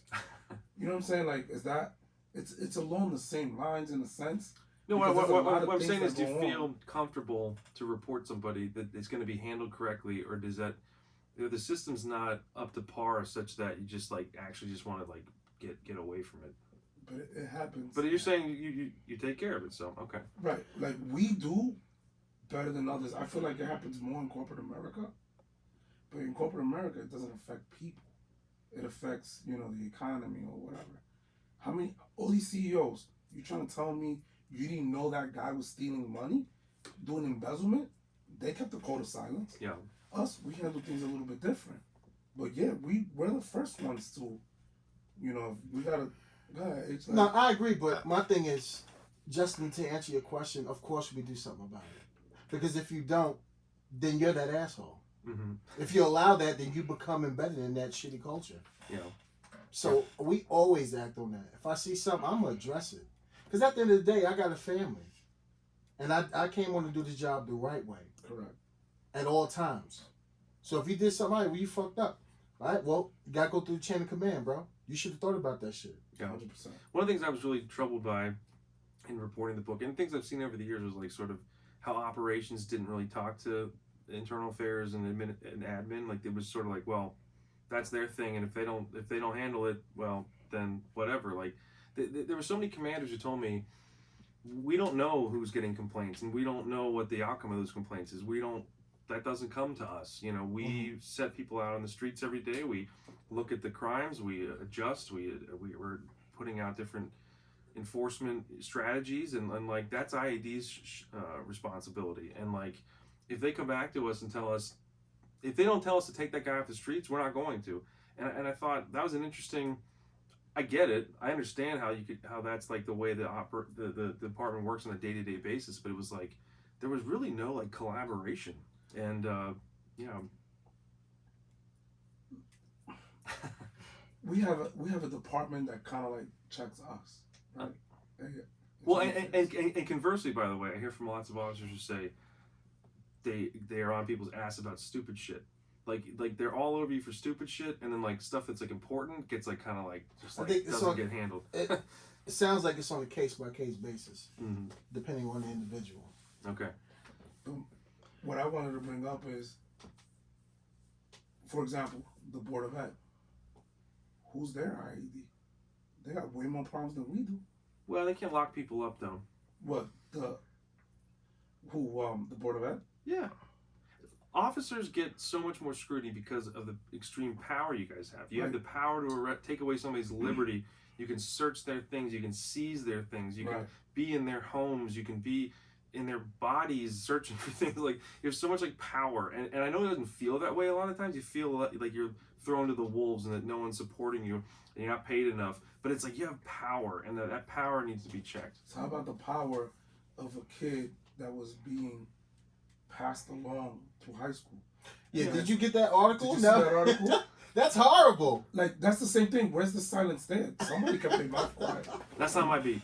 No, I know it's not your beat. I know it's not your beat. But what I want to Nice say... scapegoat. Right. But what I want to express is that everyone looks at us for like, oh, you should have... But then they're not looking like... We have a code of silence. If you, I mean, I didn't know. Okay, that I didn't realize that was the point. Where's the code of silence with the Board of Ed? Sure. Who allowed this kid? Yeah, the church. What about the all the Catholic churches. Church? I mean, yeah, there's Exactly. corrections. So Yeah, it's not just blue. Totally. It's just that we're like the tasty one. That's all it is. Nobody wants to hear about the Code of Silence with the Board of Education. No one's gonna read that. It's boring. But it's like the Code of Silence with police work. It's like, ooh, what happened? What Well, they doing? I was just more interested in sort of like, again, having these conversations with the officers over the years and sort of like, how do you feel about this? How would you approach this? I wanted to hear from you guys. Nice Yeah. perfect. Oh, no, we handle it appropriately. From me being a civilian, I look at it from a standpoint of even federal side contractor, everything. Sometimes we get too result driven. And by being result driven, you will not, if you're only focused on results, you will not focus on the micro. Everything's macro. So from listening to them, from reading your book, from understanding, from, being around cops growing up, if you just results everything, that's all macro. That's great job, blah, blah, blah, blah. See, that's, you did this, that, and the fourth. We see this when we read about our things that happen in war. The person that was capturing all these people, this, that, and the fourth. You weren't looking at how they were interrogating everybody to get to the results. Because the results were, they were getting all this information, all this intel, everything else, but they were breaking all these laws to get all this information. So it's not to repeat it. So in the same instance, I guess the biggest thing, even for me being in a supervisory role now where I am, when I'm looking at things, sometimes it's like I focus on the result and I got to kick myself back in and say, nah, you got to do your due diligence and go back and check through people's work. Yeah. Make sure they're not violating people's rights. And Make sure they're doing their investigations the way that the law tells you to do it. And it is Monday morning quarterbacking to a certain extent, but at the same time, like, I feel like the agency's also like, you know, there's a lot going on, and I feel like it's constantly moving from one thing to the other. I remember the shootout at the Select Lounge, and you know, there was an after action report, and I feel like that report goes on a shelf. You know, I mean, like, it comes out and it goes on a shelf, and like, life goes on, and tomorrow there's another crisis to deal with, and there's always something going on. And it's so hard, I think, for an institution to learn because there's constant change. People are coming and going. The command staff is changing like crazy. And it's just like, you know, we got these out-of-town commissioners who are trying to figure out where Bel Air Road is and where, you know, I'm trying, what's that? Whatever. They're trying to figure out the lay of the land. Mm-hmm. And like the mistakes of the past is like, I don't want to deal with that. I got to deal with what's in front of me. And it's like, I sympathize with that. Like, one of the things, candidly, you know, the editor of the paper was like, you know, you need to hold these chiefs accountable, these commissioners. You know, I want a box with your story that has, what did Leonard Ham do? What did Fred Bielefeld do? What did Anthony Batts do? And when you talk to them individually, they're all like, man, I didn't know what was going on the streets. Like, you know, if the officer, if Sergeant Wayne Jenkins is bluffing his lieutenant, if his lieutenant believes that he's a good cop and he's telling the truth and he's doing a good job, that's just bullshit that goes up the chain. The lieutenant bluffs the major, the lieutenant bluffs the captain bluffs the major bluffs the colonels and the deputy commander. I mean, the person at the top, I mean, I think it's convenient to say, you know, you fucked up, you know, like, you know, this stuff happened on your watch. It's like, give me a break. Like, I mean, like, there's a lot of it's a lot of layers in between. And it's because we're dealing with human beings. This business that we're in, we're dealing with human beings, and human beings. You know how many times I'll go to a shooting and they'll be like, yeah, I'll tell you everything, and then they get sit down and we're gonna do a formal interview. They're like, I'm done. I don't want to do this. But I just told my sergeant and my lieutenant, hey, this is gonna be a case solved. I got this. But now this person is like, you know what? When push comes to shove, I thought I was with it, but I'm not with it. So now I gotta explain to them. Now they're looking at me like, what did you do? No, it wasn't me. Like, our business involves humans, and humans are always, we could be manipulated. Yeah. We could, you know, you get a phone call from your sister and she'd be like, don't tell the police nothing. Your investigation is done. And that's what was crazy about the book was like things that happened that were like crazy that just never came out, that never got reported, that were going on, and it's like how can that be? And it's like, because it's like a battlefield, kind of like you think of Gettysburg and the fog, and like there's all kinds of stuff going on out there, and like people don't know, like they don't know, and people who do know have reasons not to say anything, and you know, it just it goes on until these guys get caught, and then a bunch of officers plead guilty and start cooperating and kind of pull the covers off, but you know, it's a mess. It was a phenomenal, listen, it's a phenomenally written book. It is. Like, I'm not saying it just because you were here. Like, I'm literally not saying that because you. If it was not a good book, I want you guys to read it. I would tell you. I haven't had a chance yet, but I want you to read it. I want you to I told him. I have a signed copy. Okay, absolutely. Thank you. So what's up, Justin? What else you got for us, baby? What other questions you have? We here. I don't know. Let it out. It's for you. It's about you tonight. I feel like we hit on my hot topics. We hit on my hot topics. I mean, can we talk about the show a little bit? Yeah. The TV please, show. Sure. So yeah, I mean, this is going to be. Oh man, hold on. We gotta give you some. We gotta give you some. Something that's going to make me jump out of my seat. There you go. More PTSD that we don't need. No, I mean. No, like David Simon and George Pelecanos and Ed Burns, who's a former BPD, they did The Wire, and they're going to turn this into a HBO miniseries. Actually, the miniseries came first. I was covering the trial, and Simon, who I know, because again we got the same job, and I reach out to him from time to time. He says, I want to make a show and you should write a book. And I don't know anything about writing a book. I'm a newspaper journalist. I write articles every day. I write 3 articles a day. So wait, it's not the same? It's not like writing a journal? Oh, no. It's different? Oh, totally different. I mean, so the article, if you write a newspaper article, you got 400 to 1,200 words, and you got to get people's attention. I don't mean in a sensationalist way. I mean, like, you have to like make sure they understand why it's important. You know, why should I read this? Don't make me wait. You got to make it short. Even if there's a lot more you have to say, you got to kind of like, it's got to be concise. Is that a probable cause? Sure, yeah. I mean, you gotta put all the meat and potatoes in a certain. I'll sit there. I'll listen to a 6-hour court hearing or read a 90-page document. I go, how do I make people interested in this? And again, I want to be very clear. That doesn't mean I hype things up or I do things that are that it's about pulling out the interesting things. How do I make sure that people get why this is important? Why I'm writing about it, basically. And Simon said to me, you should write a book and I'll make it into a show. I was like, well, how am I going to do that? So that began a process of about a year of trying to write a proposal. And I've never done that before. I had no idea what I was doing. And I knew I had a great story, but I didn't know if I was going to be able to pull it together. There's a lot of like dark moments where I was like, I'm going to blow this. Like David Simon told me, if you write a book, I will make it into a show. And I couldn't get anyone to give me a book contract. And I was like, wow, this is crazy. I'm going to blow this. Because there's so much here. I mean, it really draws on, like I said, 15 years of incidents. I mean, and this city, every year is interesting here. 15 years, there's a lot of stuff going on that I was pulling together. But everything worked out. The publisher's Random House, which is an amazing place to be. It's not this isn't self-published, and so the show is moving forward. And I've been part of the writers' meetings where I get to sit in and try to make sure that they things stay true to life. They got to dramatize things a bit, but like I give them examples of things that they might want to focus on or characters or aspects, and I'm part of that process, and it's really cool. And it'll probably come out in the next year, I guess. But is it gonna be on HBO? It'll be on HBO miniseries. They're using the same title. It's legit. I'm also in a documentary where I was more like a subject about the Sean Suiter killing. Sonia Sohn, who was Kima in The Wire. She did Baltimore Rising, which is a documentary post Freddie Gray, and she did a documentary about the Suiter case, and I was one of the people that she kind of followed around as I was trying to get to the truth of that. And I don't know the truth of it, but my book has 2 chapters dedicated to that case. It's a storyline throughout.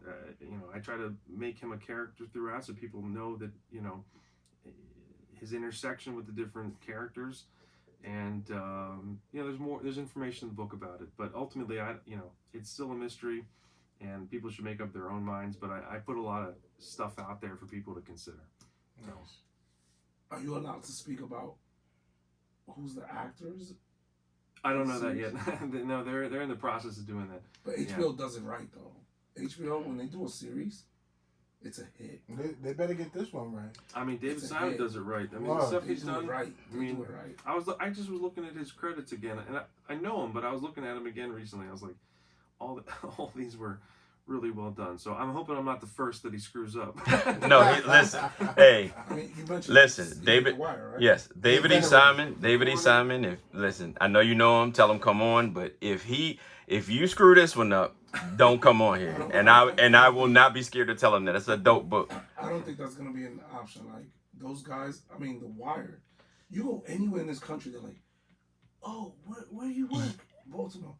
Oh, I love The Wire. Which is weird, right? Because like people don't say that about like Miami Vice, like, right? No. Right. Like NY, what?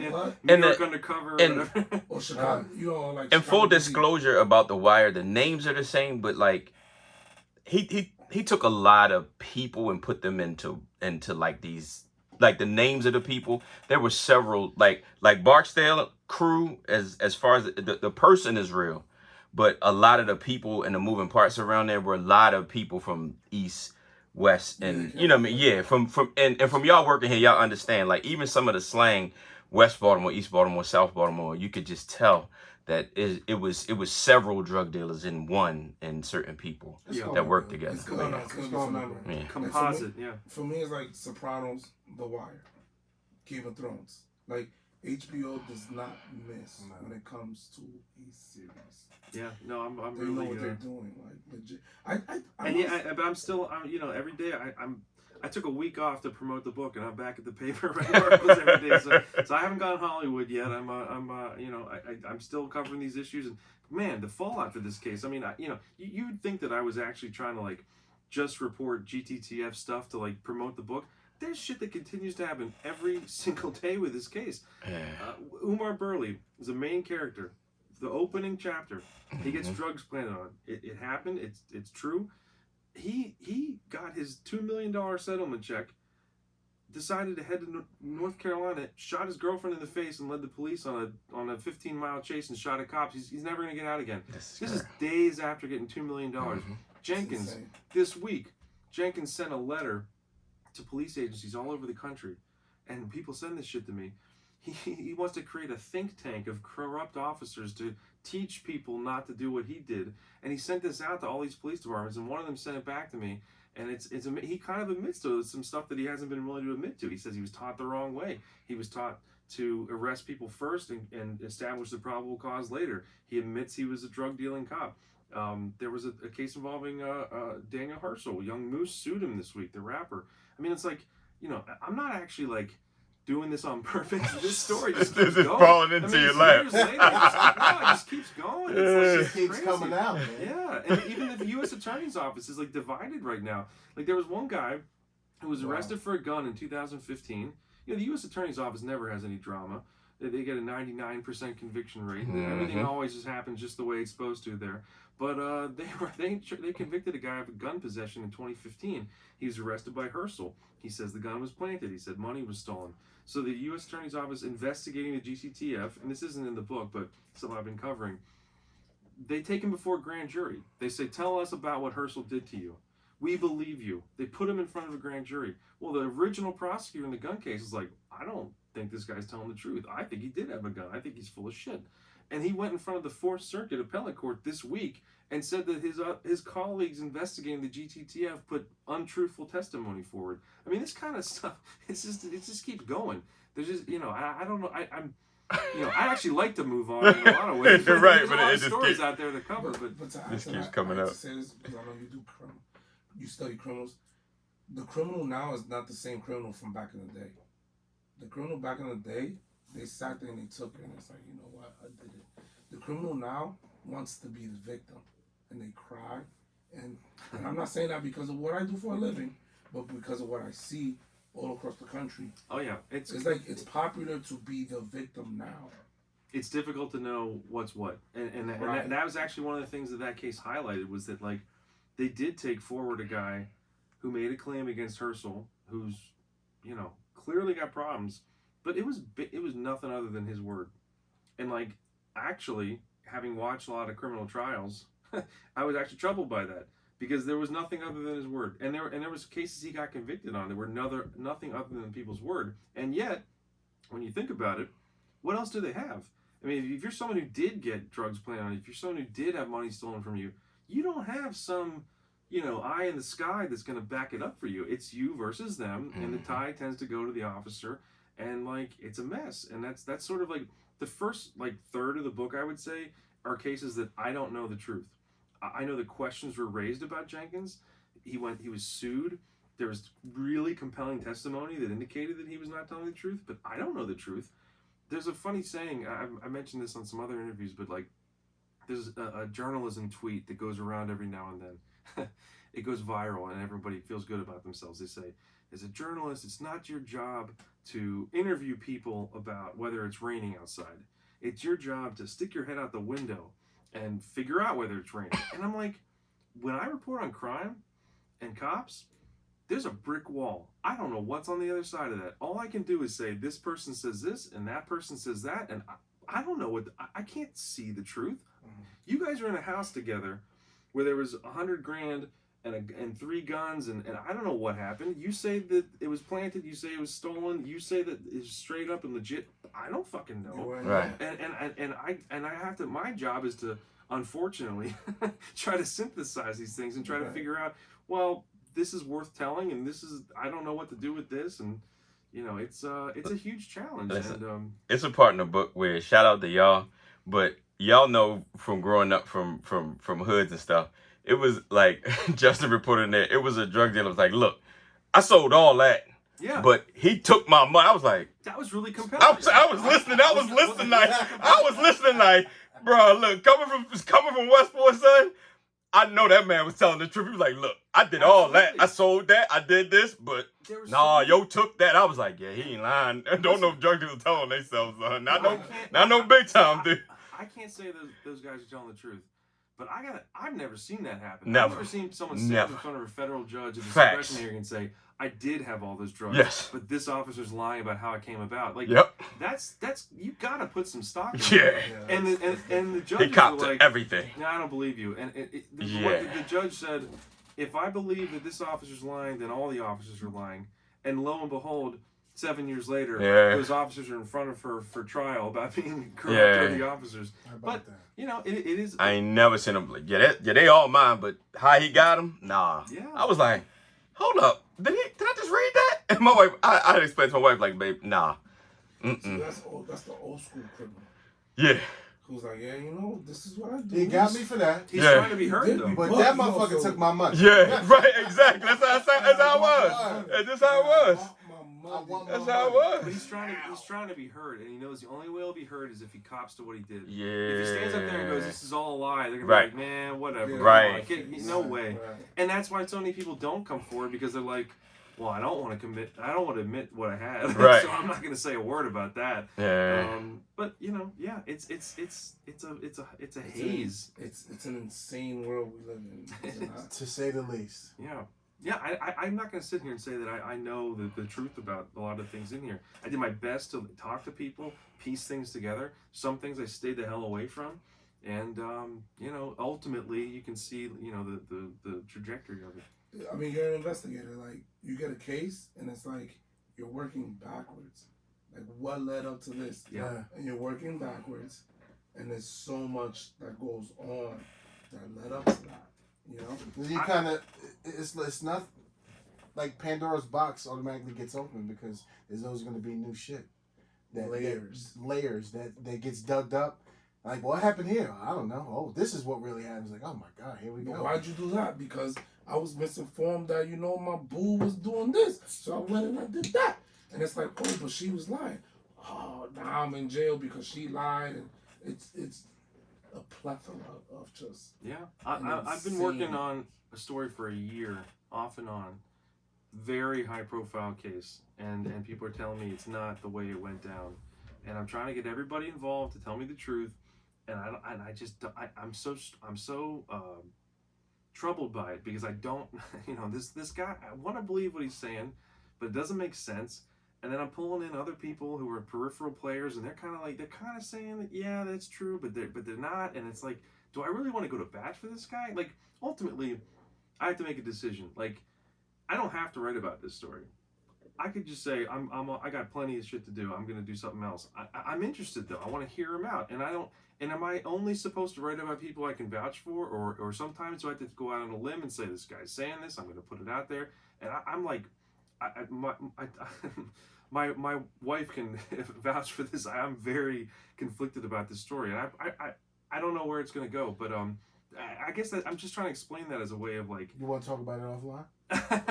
it's an old case, and it's just like. But Justin, let me ask you a question. Like, if we get a call, our investigation starts. Yeah. How does it work for you? Like, how do you be like?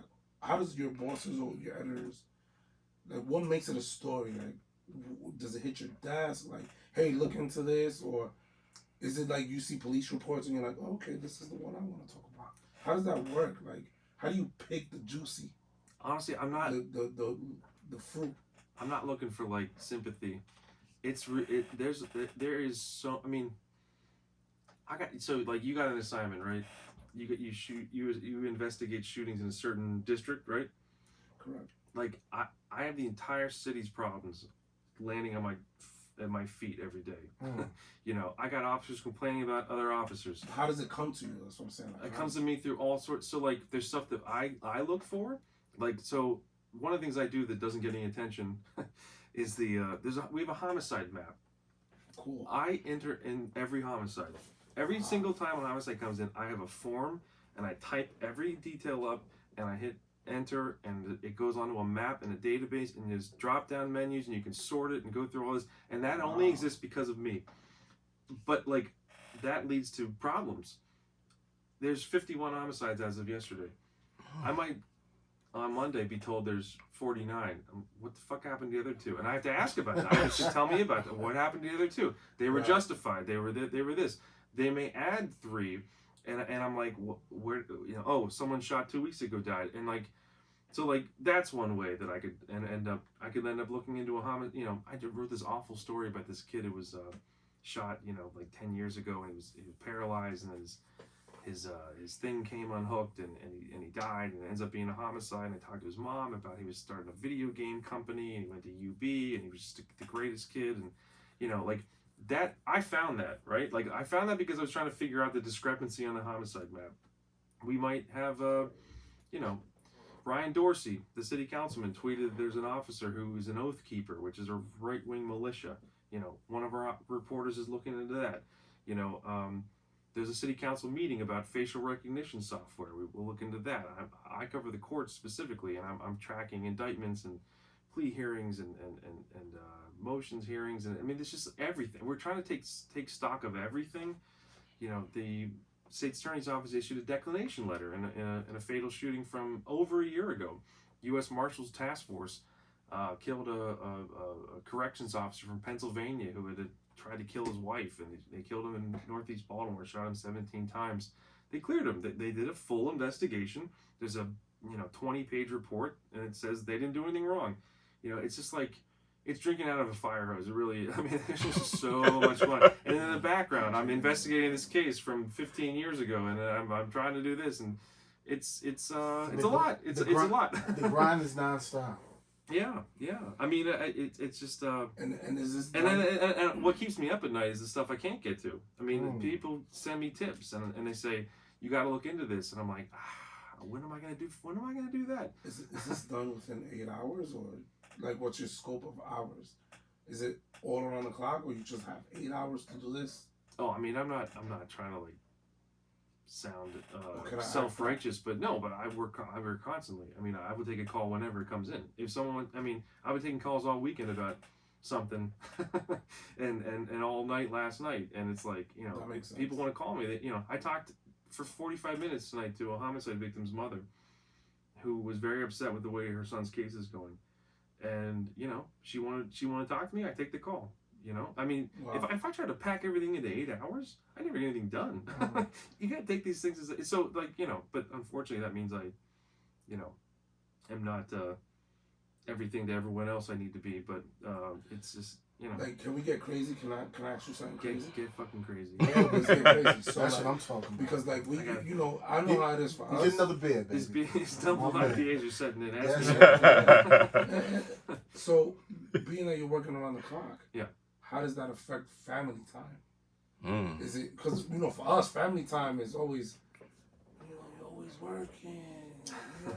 Like today, don't lie. Like I woke up kind of late, and it's like, hello, like what are you doing? So like, in your aspect, do you still do the same thing? Like, because you said you're taking calls all day. Yeah. So like, are you at an event with your family? And it's like, hey, babe, I gotta.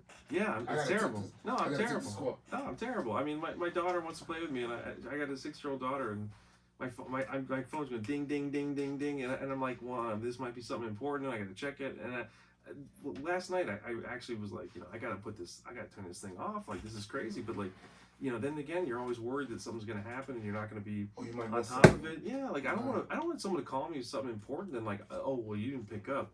So it's like, and again, it helps spread out the work, because I remember pre-BlackBerry and whatever that your phone was off, and then you got into work, and then that you only worked with the hours you were working, and like the smartphone fucked everything up.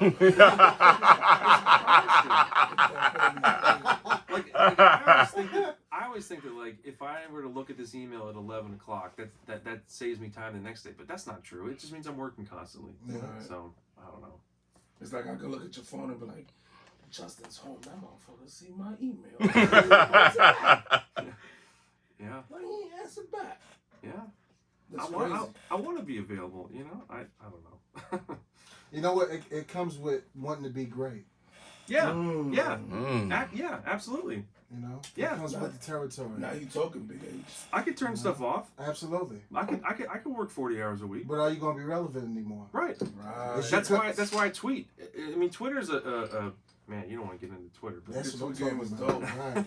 no, like I mean, it's like, you know, I want to show people that I'm on top of things. That I'm the guy. I'm the one you come to for information. I'm gonna do my best, and I'm gonna tweet stuff at 11 o'clock p.m. I'm gonna, you know, the first thing in the morning. But it's also it's a double-edged sword. So My fault. No, you good. When you tweet, it shows like you really out there because you be in the hood and you be taking pictures of like vacant. Yeah. And it's like, what's up? What we doing? But you know what? To be great, that comes with your skill set. Yeah. Everybody won't be Floyd Mayweather, but can't do his regimen. Say it again. So go through what he went through. You know what I'm saying? It's not working. some people can be great by doing 3 great articles a year. Yeah. And some people, like me, feel like you just got to stay on the grind all the time. Absolutely. And so I wish I bet it's great to write 3 kick-ass articles a year, but I feel like people would forget about me if I wasn't out there constantly, if I wasn't always, out Chomping there. at the bit. And sometimes I go out to a shooting in the middle of the night, and I don't. No one in the community talks to me. No one in the officers talk to me. And sometimes I have a fucking amazing interaction that is life changing. I mean, one of my best sources I ever made was because I went out to a shooting that I had no other reason to be at in the middle of the night on a weekend, and somebody was like, I respect that, and they gave me their number, and I was in touch with them for the rest of my. What made you go to that shooting? For that reason, to be present, to bear witness, to like someone should be here. This isn't normal. It's not okay. There's officers working. Like, officers are working all hours of the night. Why should I have a 9 to 5 schedule? My man. No, seriously. Absolutely. Now we getting juicy. Right. That's what I'm talking about. Like I cannot 9 to 5 this. This is not a time clock thing because the people. Facts. Gotta get your bomb on that one. Yeah, That was dope. You gotta put That was the boots dope. on the But ground. honestly, that sounds like that sounds self-serving, but it's absolutely true. It's absolutely. If you guys are out there, I want to be out there. Doesn't mean I can't be. That doesn't mean I can be there everywhere. But I'm gonna do as much as I can. Do you know how much that means to us, though? Yeah. That means a lot. I hope it means something to you guys and the community. Your I hope stock rises when it's like, wow, you're out here. Yeah. With us, and you don't even need to be out here. And sometimes I stand there behind the tape and I'm just there. I mean, I'm hoping somebody will talk to me, and They probably don't know who you are. That's probably. well, I mean, who else am I?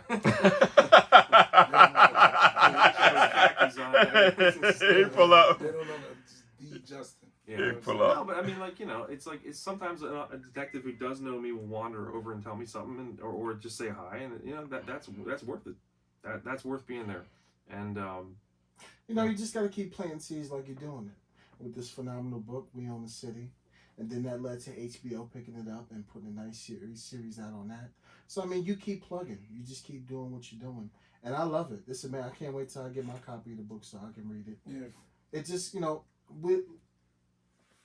we go hand in hand with each other. We need you just like, we need you just like you need us. Mm-hmm. And that goes like the citizens. We need them.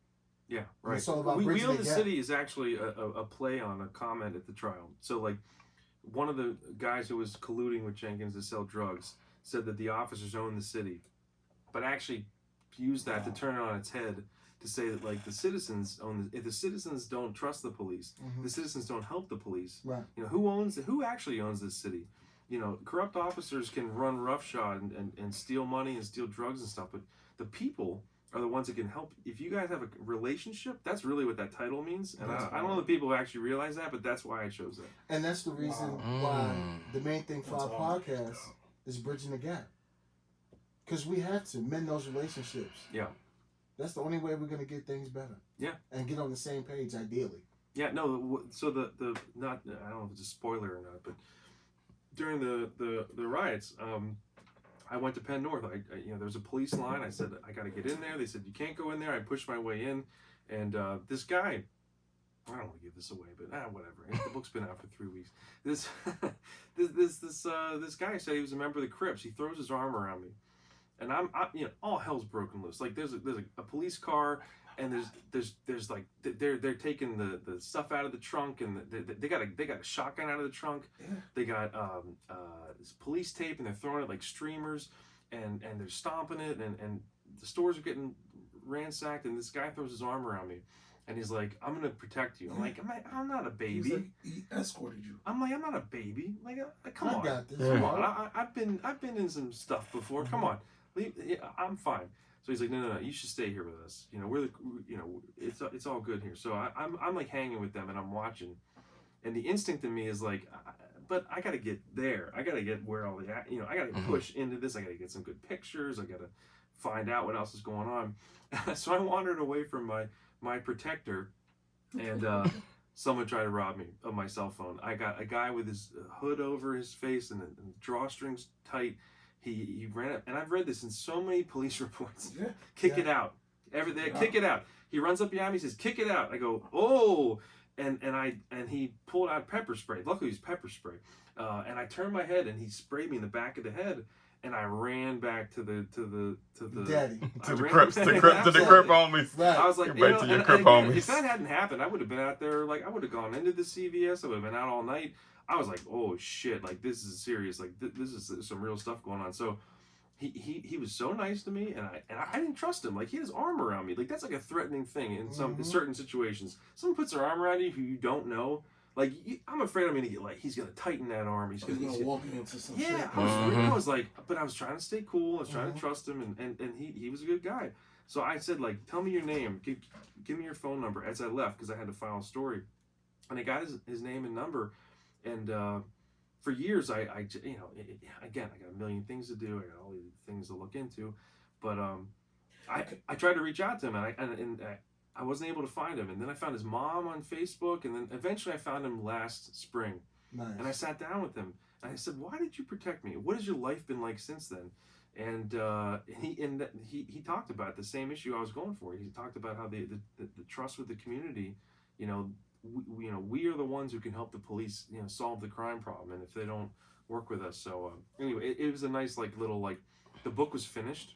Book was finished. It was off to the publisher, and that came about, and I was like, it's cliche to say, like, stop the presses. I said, stop the presses. I got the epilogue. Yeah, they get Crip Homie in there. That's dope. I got him included, and I got the George Floyd stuff in, and I remember that. Some of the same people who were part of the protests in 2015 were stopping, things from getting boiling over this time. That was real. Like, I was in the crowd, and people were like, "Don't do that. Like, it's not." I love that. And Baltimore learned a lesson, I think. I love that. How did he know? Did he know you were Justin Fenton? Like, honestly, what made him led you to be like, "Hey, come with me. You're good." He probably knew you was a reporter. He said that I was a white reporter. Yeah. Yeah. But to that, right? There was reporters that were ran out of the riots. Yeah. Yeah. There was reporters that were like, "Nah, you can't be here." But they were mainly, I think they were mainly people that they was like the big news media, right? But that's what I'm saying. So yeah, because they probably knew he's Baltimore. That's why. It was hit or miss, because there's a guy I know who's not like a local reporter who was there, and like he was inside the CVS while shit was going on. And I was like, man, I should have been in there, but like I didn't make it in there. Gotcha.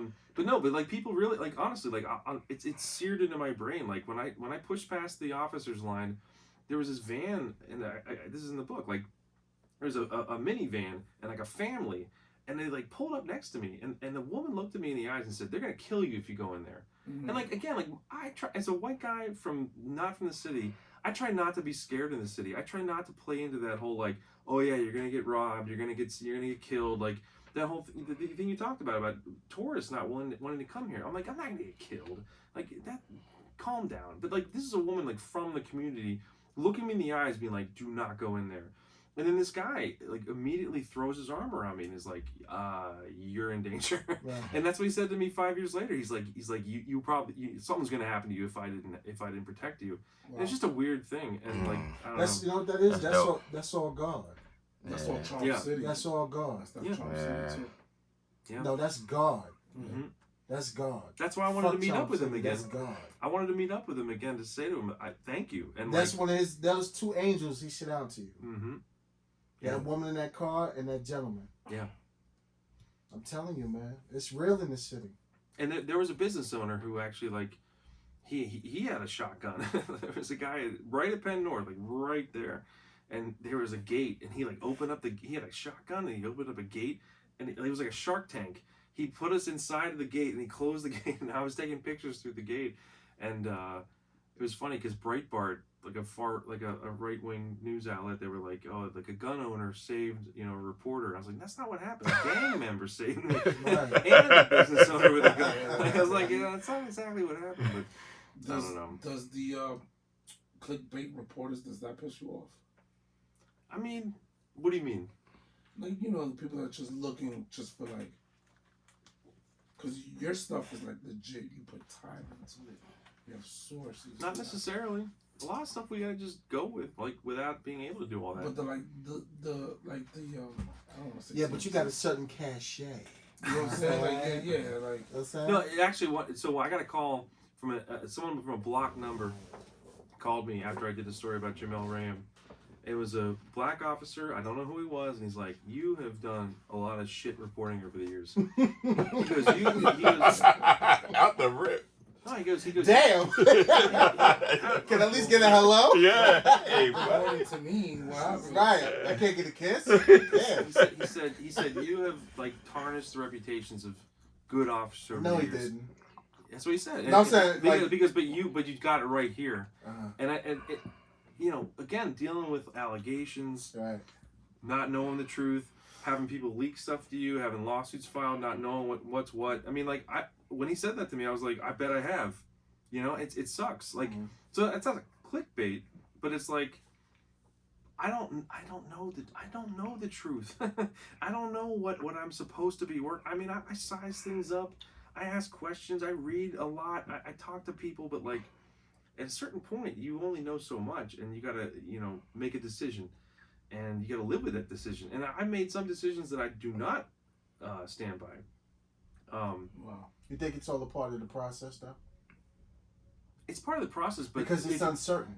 But if you make the wrong decision, I like fuck back. that's not cool. Like that's not cool. Now there's other things where I can truly say I did not know, and I would not do anything different. Like, I had to do what I had to do. Like, there was a lawsuit filed. There's a lot of information. I had to file it. I don't know. Like I'm gonna follow up on that if it changes. Right. Just like if someone's charged with a murder and it gets dropped. Absolutely. Like they could say, like, how could you write that? Like, I didn't do it. I'm like, well, I don't know. The best I can tell you is I'm gonna follow up on it, and that sucks to hear if you're someone who's in the middle of that, and I get it. I mean, I don't know. There's no like perfect way to handle this stuff. You want to know what the perfect officer is? The one that always want to continue to learn. Yeah. 100%. Yeah. Not knowing everything. Right. Because we don't know everything. You never will. But it's good knowing the right people to get the answer from. I agree. Resources. I agree. Yeah. Stay inquisitive. Try to stay accountable. Social media is a fucking cesspool. It's the devil.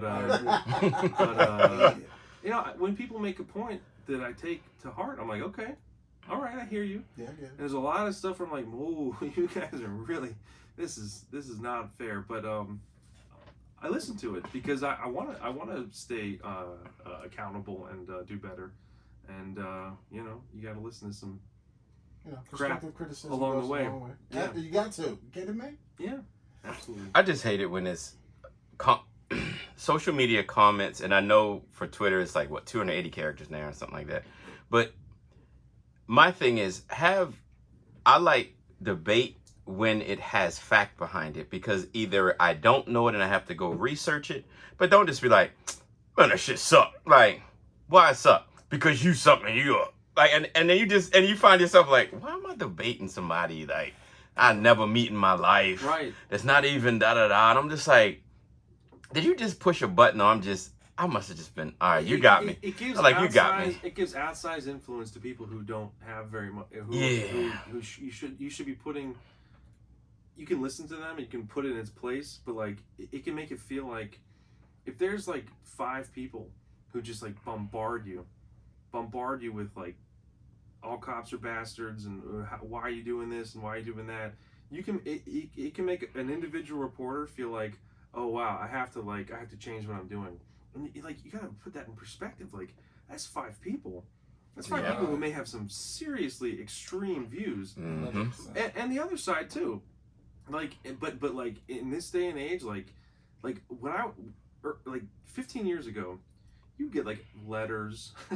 People actually write you a letter or send you an email, and like it was like okay, and like now like everybody's just like piling on, and it's like, but wait a minute, quick. But do they represent who do they represent? Like is this like 1% of the people? Is this 5% of the people? Is this 30% of the people? And like people, you lose sight of that when you're getting it like inundated by it, because it's like all day today, just to complain. Let it out. I'm getting destroyed today, and I'm like, but this is like 3 people, and like, but it feels like so much more. Yeah. Because they get this exponential like, and it's just like, it's just gotta. And I'm not gonna like tune them out either. Like I could block people. I could block people and be like, fuck you. I don't want to hear it. And I'm like, but I don't want to be that like. I don't want to prevent people from seeing my work, and I don't want to give them the satisfaction of blocking them. Yes. But let it go. let them hate. No, I mean this has been going on for years. It's just like I have family members that say that. Listen, for what you do, the hate is not too far from around the corner. Right? Mm-hmm. You know that. Yeah. Just like we get critiqued on everything. Everything. And even from motherfuckers that don't know nothing. Very similar. So, we both fight that battle. We share that. Yeah. And keep having that thick skin. Don't even let it bother you. Shout out to you, because I don't know if we could do that job. Oh, I'm not doing that. I'm not even reading 90 pages in an hour. It's not my lane. That shit's school. I don't want to do that no more. Like, yo, I would rather go into a shooting. Absolutely. God damn. Wow. So, I'm not going to read. Sounds like I'm more brave. Listen. No. If you want to piss them off, and they taught me this, you want to piss them off, be like, why ain't you shoot him in the leg? Like, shit happens in fucking. I just saw it on Chicago PD last night. I saw him shoot him in the leg. He was running, bro, and he shot him. And be dead serious, you will piss every officer off, yo. You would do it. I'm telling you, you'll do it. Like, why ain't you shoot him in the leg, man? You saw him running. It's easy. It's nothing. I just, with the time, as much time, we got, going over 10 years. It's interesting, the comments we get, the comments that I see. It's just, I just smile, Comments where? Just comments in general about police. Yeah. And even on Instagram, you see different incidents in reference to policing and different videos. And you just see the negative comments. Even if it's right to a T, they find a way to just be negative and hate. Well, they didn't have to do that. What if she was doing this? So they create so much stuff. It's like, I remember Chris got annoyed at one comment that I forgot what video you saw, and you was like, you was just appalled by the comments that they made. Like, are you really gonna be negative about this? Yeah, the officer was right. Yeah. So that's been an interesting thing about body cameras, is that like, I feel like since the BPD introduced those, there's been like a lot of times the shooting happens and people are like, this is crazy, why did this happen? And then the video comes out and people are kind of like, oh, okay. Case closed. Yeah, I mean, slam dunk. I mean, not always, but like a lot of times it's like, oh, okay. But it paints that picture of what actually happened. Does body cameras help your profession? Yeah, I mean, it's amazing. Like the kind of stuff that just a couple of years ago would have been like, he said, she said, is like, I can see it, and it is such a great tool. There's no more gray area. Yeah, I mean, like that story I told you about the traffic stop where the guy watching the vigil. I mean, he filed a lawsuit before, his estate, because he's dead. His estate filed a lawsuit saying this is his account, like this is what he says happened, but they hadn't actually seen the body camera footage. I've seen it now, and yes, it's like mostly accurate. It's not inaccurate, but like I know what happened. Like I don't have to just take his word for it and then not have the department's response, because the department never responds to a lawsuit. There's an officer who probably wants to defend himself, going back to the very beginning of this conversation, there's an officer who probably wants to explain himself and say, this is why I did this. I stand behind everything, X, Y, Z. And he can't, but I can watch his body camera now, and I know what he did, and I know what he said, and frankly, people will still have opinions about it, but I'm so thankful for that, and I'm thankful for the stuff I was able to see about the Gun Trace Task Force, about, you know, you only hear about when a gun is found, and it was so interesting to see their work when they didn't find stuff, pulling people over, searching them, not finding stuff, and seeing, and, you know, as a white man, that doesn't happen to me. And it was interesting to see how that plays out. And, you know, so, yeah. So read the book. Read the book. I think it has a lot of different perspectives.